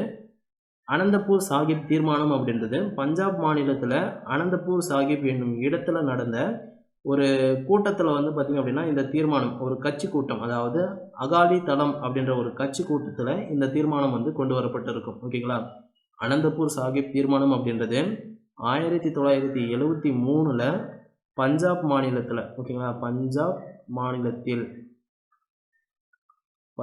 மாநிலத்தில் அனந்தபூர் சாஹிப், ஓகேங்களா, அனந்தபூர் சாஹிப், இந்த அனந்தபூர் சாஹிப் அப்படின்றது இடம். ஓகேங்களா, இந்த இடத்துல நடந்த அகாலிதளம் கட்சி, ஓகேங்களா, அகாலிதளம் கட்சி கூட்டத்தில் நடந்த தீர்மானம் தான் அது, அகாலிகுளம் கட்சி கூட்டம். ஓகேங்களா, ஸோ அப்போ இது 2. பொம்மை தீர்ப்பு அப்படின்றது உச்சநீதிமன்றம். ஓகேங்களா, பொம்மை தீர்ப்பு அப்படின்றது உச்சநீதிமன்றம். இதற்கான ஆண்டுமே வந்து பார்க்கலாம். ஓகேங்களா, சர்க்காரியா குழு அப்படின்றது 1983, ராஜமன்னார் வந்து 69, அனந்தபூர் சாஹிப் தீர்மானம் அப்படின்றது 1973. ஓகேங்களா, அதுக்கப்புறம் பொம்மை தீர்ப்பு 1994. காலை வரிசைப்படுத்துக அப்படின்றது கேட்டாங்க அப்படின்னா ஈஸியாக இருக்கும், நம்ம தெரிஞ்சுக்கிட்டோம் அப்படின்னா. ஓகேங்களா, ஸோ இதற்கான ஆன்சர் வந்து பாருங்கள், ஆப்ஷன் பி 4123. அடுத்தது 67வது கேள்வி. கீழ் உள்ளவற்றை கால வரிசைப்படுத்துக அப்படின்னு வந்து கேட்டிருக்காங்க. சர்க்காரிய ஆணையம் எப்போது அமைக்கப்பட்டது? 83 அமைக்கப்பட்டது. பல்வந்தராய் மேத்தா குழு வந்து பஞ்சாயத்து ராஜ் சம்பந்தமானது 1957 அமைக்கப்பட்ட முதல் குழு வந்து, சரிங்களா. பஞ்சாயத்து ராஜ்யத்தின் மகா சாசனம் அப்படின்னாலும் வந்து பல்வந்தராய் மேத்தா குழு தான். ராஜமன்னார் குழு வந்து எப்போது அமைக்கப்பட்டது? 1969. நிர்வாக சீர்திருத்த ஆணையம், அதாவது முதல் நிர்வாக சீர்திருத்த ஆணையம் அப்படின்றது 1966 வந்து அமைக்கப்பட்டது. ஓகேங்களா, ஸோ அப்படி பார்க்கும்போது இங்கே காலவரிசைப்படுத்துக அப்படின்னா இது வந்து ஃபஸ்ட்டு, அதாவது 4வது வந்து ஃபஸ்ட்டு, 69 2, அதுக்கப்புறம் இது கிடையாது, இது வந்து ஃபஸ்ட்டு, பல்வந்தராய் மேத்தா வந்து ஃபஸ்ட்டு, அதுக்கப்புறம் நிர்வாகம் வந்து 2வது, இது வந்து 3, இது வந்து 4. அப்போது 2 4 2 4 3 1. Answer option B. ஓகேங்களா, 2 4 3 1. அடுத்தது 68வது கேள்வி. அரசியல் சட்டப்பிரிவு 263 மாநிலங்களுக்கு இடையேயான குழுவை உருவாக்கியதன் நோக்கம் என்ன அப்படின்னா மத்திய அரசுக்கும் மாநில அரசுக்கும் இடையேயான வலிமையான ஒத்துழைப்பை ஏற்படுத்த ஒருமைப்பாட்டை வலியுறுத்த. ஓகேங்களா, ஸோ ஆர்டிக்கல் 263 என்ன சொல்ல வரும் அப்படின்னா மத்தியத்துக்கும் மாநிலத்துக்கும் இடையே இன்டர்ஸ்டேட் கவுன்சிலை வந்து அமைக்கிறத பற்றி தான் வந்து சொல்லியிருக்கோம். சரிங்களா, ஸோ அந்த மாதிரி அமைச்சாதான் ஒரு வலிமையான ஒத்துழைப்பை வந்து ஏற்படுத்த முடியும், ஒருமைப்பாட்டை வந்து வலியுறுத்த முடியும் அப்படின்றதுக்காக இது வந்து நோக்கமாக இருக்குது. ஓகேங்களா, இங்கே வந்து தெரிஞ்சுக்க வேண்டியது ஆர்டிக்கல் 263 அப்படின்றது இன்டர்ஸ்டேட் கவுன்சிலை பற்றி வந்து சொல்லியிருப்பாங்க. ஓகேங்களா, அதுக்கு அடுத்தது 69வது கேள்வி. இந்திய அரசியலமைப்பு பகுதி 11 மத்திய மாநில அரசுகளுக்கு இடையே நிர்வாக உறவுகளை பற்றியது எதுன்னு வந்து கேட்டிருக்காங்க. ஓகேங்களா, ஆல்ரெடி அங்கே சொல்லியிருக்கேன் நான். பகுதி 11 நிர்வாக உறவுகள்னு எடுத்துக்கிட்டிங்க அப்படின்னா அது வந்து 256 263 வரைக்கும். ஓகேங்களா, 256 263 வரைக்கும். Answer option C. 245 55 வரைக்கும் எதை வந்து சொல்லும் அப்படின்னா சட்டமன்ற உறவுகளை பற்றி வந்து சொல்லும், சட்டமன்ற உறவுகள். ஓகேங்களா, 264 293 வரைக்கும் நிதி சார்ந்த உறவுகள். ஓகேங்களா, நிதி, சட்டமன்ற உறவுகள், இது வந்து நிதி. இதுக்கப்புறம் 56லேருந்து 63 வந்து பார்த்திங்க அப்படின்னா நிர்வாகம். ஓகேங்களா. அடுத்தது 70வது கேள்வி. மத்திய அரசால் விதிக்கப்பட்டும் வசூலிக்கப்பட்டும் மாநிலங்களுக்கு ஒதுக்கக்கூடிய வரிகள் வளங்கள் பற்றி குறிப்பிடும் அரசியலமைப்பு சட்டப்பிரிவு எதுன்னு வந்து கேட்டிருக்காங்க. இதற்கான ஆன்சர் ஆப்ஷன் பி 269. ஓகேங்களா. ஸோ ஈஸியாக வந்து நான் சொல்லி கொடுத்துருக்கேன். 268, 269, 270 எப்படி வந்து ஞாபகம் வச்சுக்கணும் அப்படின்றது எழுதி போட்டுருக்கேன். ஓகேங்களா. ஸோ 69 அப்படின்றது ஒதுக்கக்கூடியது. ஓகேங்களா. அப்போது ஒதுக்கக்கூடிய அந்த கீவேர்டை பார்த்திங்க அப்படின்னா ஆர்டிகல் 269 அப்படின்றது வந்து ஞாபகம் வரணும். ஓகேங்களா. அடுத்தது 71வது கேள்வி. மாநிலங்களுக்கு இடையிலான நதிகள் மற்றும் நதி பள்ளத்தாக்குகள் குறித்து நதிநீர் ஒப்பந்தம் பற்றி கூறும் சட்டப்பிரிவு எதுன்னு வந்து கேட்டிருக்காங்க. இது ஆல்ரெடி பார்த்தது தான் ஆர்டிகல் 262. ஓகேங்களா. அதுக்கு அடுத்தது மத்திய பட்டியலில் உள்ளடக்கியது எத்தனை இனங்கள் வந்து கேட்டிருக்காங்க. தற்போது வந்து பார்த்திங்க அப்படின்னா மத்திய பட்டியலில் 97 இடங்கள் இருக்கும். ஓகே சாரி, ஆரம்பத்தில் 97, தற்போது வந்து 98. ஓகேங்களா. மத்திய பட்டியலில் உள்ளடக்கியது இதற்கான ஆன்சர் ஆப்ஷன் ஏ 97 இனங்கள். ஓகேங்களா. இது கொஞ்சம் பிரீஃபாக பார்க்கலாம். ஆரம்பத்தில், அதாவது மத்திய பட்டியல், மாநில பட்டியல், பொதுப்பட்டியல். ஓகேங்களா. ஸோ இது 1950 அப்போ 1950ல் எத்தனை இனங்கள் இருந்தது, எத்தனை துறைகள் இருந்தது அப்படின்னா ஆரம்பத்தில் 97 இருந்தது மத்தியத்தில், இங்கே வந்து 66 இருந்தது, இங்கே வந்து 47 இருந்தது. ஓகேங்களா. ஸோ இதுக்கப்புறம் 42வது சட்ட திருத்தம் 1976ல் இந்த 97 அப்படின்றது 100ஆக மாறிச்சு, 66 அப்படின்றது -5. ஓகேங்களா. இங்கே வந்து 61ஆக மாறிச்சு, இங்கே வந்து +5. ஓகேங்களா. இங்கே வந்து 52ஆக மாறிச்சு. இதுக்கப்புறம் வந்து பார்த்திங்க அப்படின்னா தற்போது, ஓகேங்களா, இது வந்து புக்கு டேட்டாலையும் இப்படி தான் இருக்கும். புக்கு டேட்டாலையும் இந்த டேட்டா தான் இருக்கும். தற்போது 2025 படி என்ன கொடுத்துருக்காங்க அப்படின்னா இந்த 100 அப்படின்றது 98 இருக்குது, 61 அப்படின்றது 59 இருக்குது, 52 அப்படின்றது 52 தான் இருக்குது. ஓகேங்களா. ஸோ இதுதான் வந்து தற்போது இருக்கக்கூடிய லேட்டஸ்ட்டு இனங்கள். ஓகேங்களா. ஸோ இது கொஞ்சம் அப்டேட் பண்ணிக்கோங்க, இல்லை புத்தகத்தில் கூட எழுதி வச்சுக்கோங்க. ஓகேங்களா. அடுத்த கேள்வி வந்து போகலாம். பின்வரும் வாக்கியம் 1 மற்றும் 2 கவனிக்கவும், சரியான விடையை தேர்வு செய். இது ஆல்ரெடி பார்த்தது தான் நினைக்கிறேன். பாராளுமன்றம் மத்திய பட்டியலில் சட்டம் இயற்றும் அதிகாரம் வந்து பெற்றுள்ளது. இது கரெக்டாக அப்படின்னா கரெக்டு தான். மாநில பட்டியலில் மற்றும் பொதுப்பட்டியலில் இடம்பெறாதவைகளில் சட்டம் இயற்றுவதற்கு பாராளுமன்றமே வந்து அதிகாரம் பெற்றுள்ளது அப்படின்றது வந்து கொடுத்துருக்காங்க. இதுவுமே வந்து கரெக்டு தான். ஆன்சர் ஆப்ஷன் சி 1, 2 இரண்டுமே வந்து சரி. 74வது கேள்வி. கீழ்கண்டவற்றில் எது இந்திய அரசியலமைப்பின் கூட்டாட்சி இயல்பு கிடையாது அப்படின்றது வந்து கேட்டிருக்காங்க. ஸோ இந்த கூட்டாட்சி சம்பந்தமான 6 பாயிண்ட்ஸ் வந்து நான் ஞாபகம் வச்சுக்க சொல்லியிருக்கேன். அது என்னென்ன அப்படின்றது பார்க்கலாம். ஓகேங்களா. ஸோ ஃபஸ்ட்டு வந்து பார்த்திங்க அப்படின்னா எழுதப்பட்ட அரசியலமைப்பு வந்து சொல்லியிருக்கேன். ஓகேங்களா. எழுதப்பட்ட அரசியலமைப்பு. அடுத்தது அரசியலமைப்பின் உயர்ந்த தன்மை. ஓகேங்களா. அரசியலமைப்பின் உயர்ந்த தன்மை அல்லது உயர்வு. அரசியலமைப்பின் உயர்ந்த தன்மை. மூன்றாவது வந்து பார்த்திங்க அப்படின்னா அதிகார பகிர்வு. மூன்றாவது அதிகார பகிர்வு. நான்காவது ஈரவை நாடாளுமன்றம் அல்லது சட்டமன்றம். ஈரவை. ஓகேங்களா. ஐந்தாவது நெகிழா அரசியலமைப்பு. நெகிழா அரசமைப்பு. ஆறாவது ஒருங்கிணைந்த, அதாவது ஒருங்கிணைந்த சுதந்திரமான, ஓகேங்களா, சுதந்திரமான நீதித்துறை. சுதந்திரமான நீதித்துறை. ஓகேங்களா. ஸோ இப்போது இந்த 6 தான் கூட்டாட்சியின் இயல்புகளாக சொல்லப்படுது. இந்த 6ல் எது இருக்குது அப்படின்றத வந்து பார்க்கலாம். 1 அரசியலமைப்பின் மேலான தன்மை இருக்குது அப்படின்னா இருக்குது. அரசியலமைப்பின் உயர்ந்த தன்மை தான் அரசியலமைப்பின் மேலான தன்மைன்னு வந்து கொடுத்துருக்காங்க. 2வது அகில இந்திய பணிகள் இருக்குது அப்படின்னா அது வந்து கிடையாது. 3வது ஒற்றை குடியுரிமை இருக்கான, இதுவுமே வந்து கிடையாது. சுதந்திரமான நீதித்துறை இருக்கான, இது இருக்குது. ஈரவை சட்டமன்றம் இருக்கான, இதுவும் இருக்குது. ஒன்றிணைந்த நீதித்துறை இருக்கான, இது வந்து கிடையாது. ஓகேங்களா. அப்போது 1, 4, 5 தான் வந்து சரியானது. ஆன்சர் ஆப்ஷன் ஏ 1, 4, 5 மற்றும் சரியானது. ஓகேங்களா. அடுத்தது 75வது கேள்வி. கூற்று மற்றும் காரணம் கொடுத்துருக்காங்க. அரசியலமைப்பு 249வது பிரிவு மாநில பட்டியலில் உள்ள பொருட்களை மத்திய பட்டியலுக்கு மாற்ற நாடாளுமன்றத்திற்கு அனுமதிக்கிறது அப்படின்றது வந்து கொடுத்துருக்காங்க. தேசிய நலன் கருதி சட்டங்களை உருவாக்க நாடாளுமன்றத்துக்கு வழங்கப்பட்ட அதிகாரமாகும். இதுவுமே வந்து கரெக்டு தான். சரிங்களா? இது ஆல்ரெடி வந்து பார்த்தது தான். ஆர்டிகல் 249 என்ன சொல்லியிருப்பாங்க அப்படின்னா, மாநில பட்டியலில் உள்ள அதாவது ஏதாவது ஒரு துறையின் மீது நாடாளுமன்றம் வந்து சட்டம் இயற்றணும் அப்படின்னா ஆர்டிகல் 249 படி சட்டம் இயற்றும்.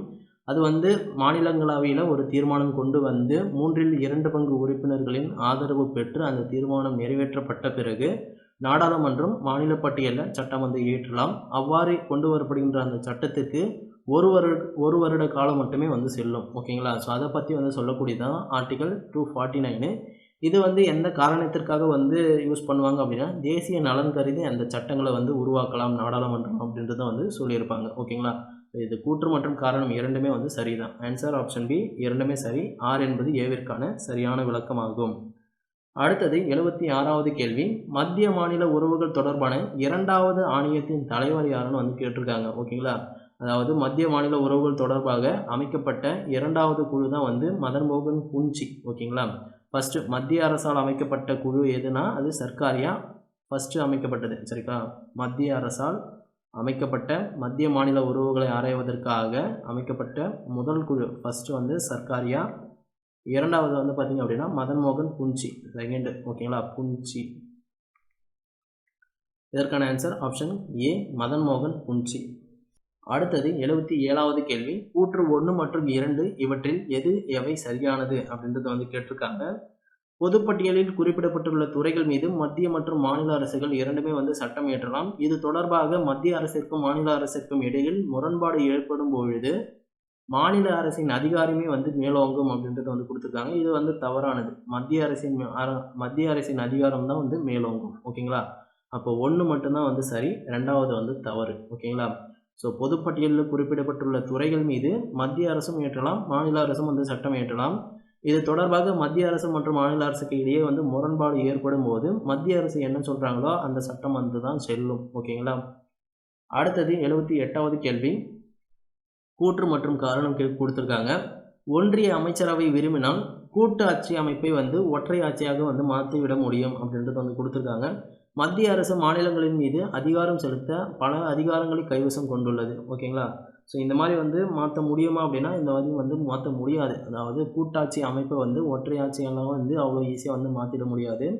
ஆனால் மத்திய அரசு வந்து பார்த்திங்க அப்படின்னா மாநிலங்களின் மீதான அதிகாரம் செலுத்த பல கைவசம் வந்து கொண்டுள்ளது. உதாரணத்துக்கு சொன்னோம் அப்படின்னா எமர்ஜென்சி ப்ரொவிஷன்ஸ். ஓகேங்களா? ஸோ இது வந்து கரெக்டு. ஆனால் கூற்று வந்து தவறு.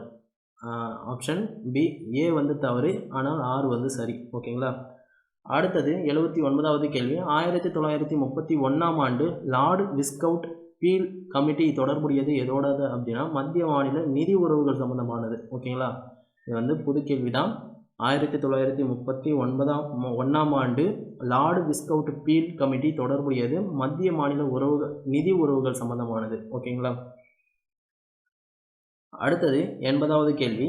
நிதி கூட்டாட்சி என்பதன் மிக முக்கிய அம்சம் என்ன அப்படின்றத வந்து கேட்டிருக்காங்க. சிக்கனத்திறன். நிதி கூட்டாட்சி என்பதன் மிக முக்கியமான அம்சம் வந்து அதாவது நிதியோட சிக்கனத்திறன். 81வது கேள்வி. இந்திய அரசியலமைப்பில் அதிகாரங்களின் பிரிவில் 7வது அட்டவணையில் குறிப்பிடப்பட்டுள்ள மத்திய பட்டியலில் எத்தனை இனங்கள் உள்ளது அப்படின்றத வந்து கேட்டிருக்காங்க. இதுக்கு முன்னாடி ஒரு கேள்வி வந்து பார்த்தோம். மத்திய பட்டியலில் எத்தனை இனங்கள் அப்படின்னா அதோட ஆப்ஷனில் 97 மட்டும்தான் இருந்தது, 100 கிடையாது. ஆனால் இங்கே 97 கிடையாது, 100 தான் இருக்குது. ஓகேங்களா? Answer option D. தற்போது வந்து பார்த்திங்க அப்படின்னா புத்தகத்தில் இந்த டேட்டா தான் வந்து கொடுத்துருப்பாங்க. என்ன ஆப்ஷன் கொடுக்குறாங்களோ அப்படின்றத வந்து பார்த்துக்கோங்க. ஸோ மத்திய பட்டியல், மாநில பட்டியல் 1950, அதுக்கப்புறம் 42வது சட்ட திருத்தம், தற்போது என்ன இருக்குது அப்படின்றது எழுதி போட்டுருக்கேன். ஓகேங்களா? அடுத்தது 82வது கேள்வி. மத்திய அரசாங்கத்தின் கீழ் வரக்கூடிய துறைகள் எதுன்னு வந்து கேட்டிருக்காங்க. வங்கித்துறை அப்படின்றது மத்திய அரசாங்கத்தின் கீழ் வரக்கூடியது. ஓகேங்களா? அடுத்தது 83வது கேள்வி. கூட்டாண்மை நிதி எதனுடன் தொடர்புடையது?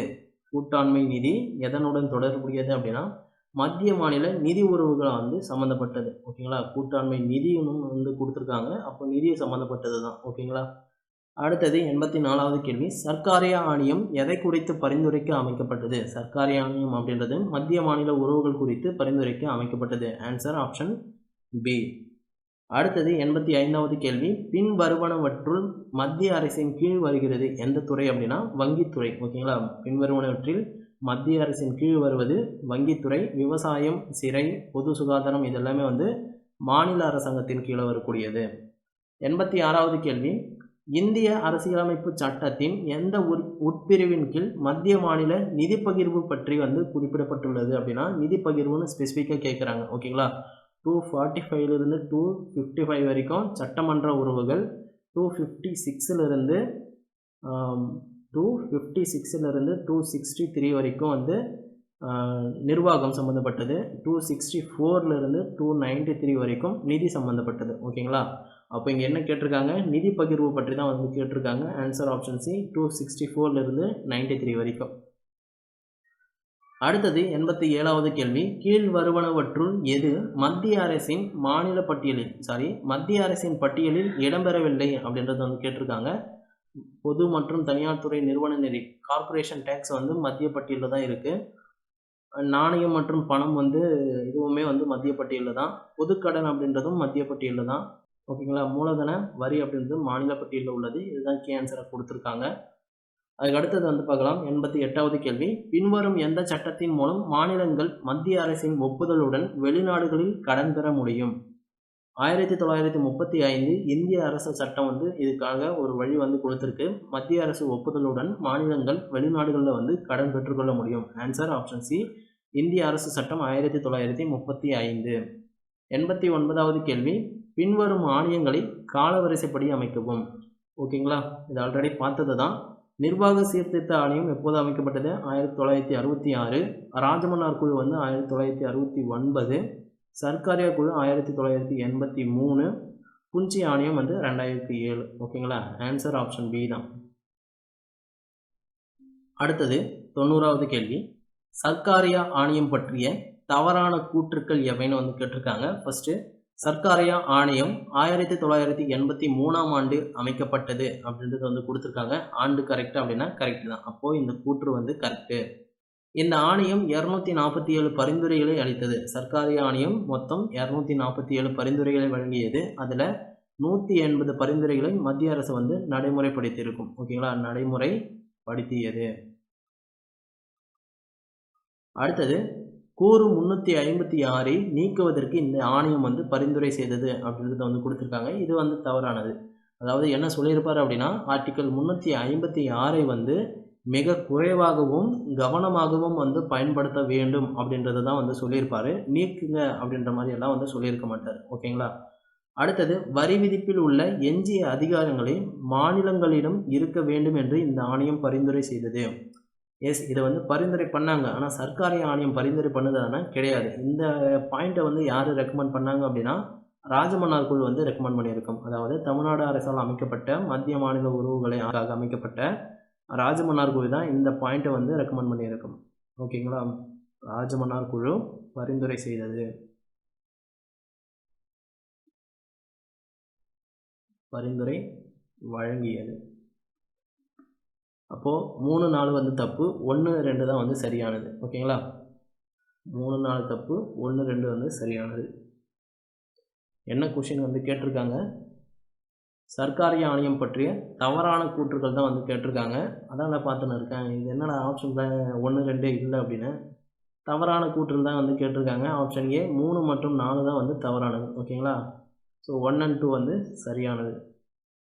அடுத்த கேள்வி 91வது கேள்வி, ஒரு மாநிலத்தில் அரசமைப்பு ஆட்சி முறை முற்றிலும் சீர்குலைந்தால், ஒரு மாநிலத்தில் அரசமைப்பு ஆட்சி முறை முற்றிலும் சீர்குலைந்தால் மட்டுமே அரசமைப்பு உறுப்பு 356 மிகவும் குறைவாகவும் கடைசி ஆயுதமாகவும் பயன்படுத்த வேண்டும் என பரிந்துரை செய்த குழு.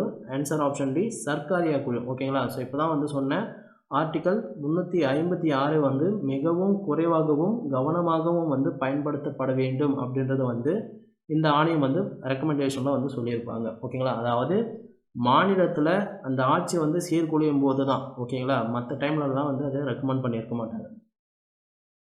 அடுத்தது 92வது கேள்வி, நிதி கூட்டாட்சி என்பதன் முக்கிய அம்சம். இதை ஆல்ரெடி பார்த்தது தான், சிக்கன திறன். அதுக்கு அடுத்தது 93வது கேள்வி, நதிநீர் ஆணைய சட்டம் எந்த ஆண்டில் வந்து நிறைவேற்றப்பட்டது அப்படின்னா, ஆன்சர் ஆப்ஷன் ஏ 1956ஆம் ஆண்டு நிறைவேற்றப்பட்டது. ஆர்டிக்கல் 262 படி. ஓகேங்களா, நதிநீர் ஒப்பந்தம் சம்பந்தமான அந்த சட்டம் இருக்குல்ல, ஸோ அந்த சட்டத்தின்படி தான், அந்த விதியின்படி தான் இந்த நதிநீர் ஆணைய சட்டம் அப்படின்றது நிறைவேற்றப்பட்டிருக்கும். 94வது கேள்வி, மாநிலத்தில் அரசியல் வீழ்ச்சி ஏற்படும் போது மாநில ஆளுநர் பெரும்பான்மை அரசிற்கான அனைத்து சாத்திய கூறுகளும் ஆராய வேண்டும் என்று எந்த குழு வந்து பரிந்துரைத்தது அப்படின்னா சர்க்காரிய குழு தான் வந்து பரிந்துரை பண்ணியிருக்கும். ஓகேங்களா,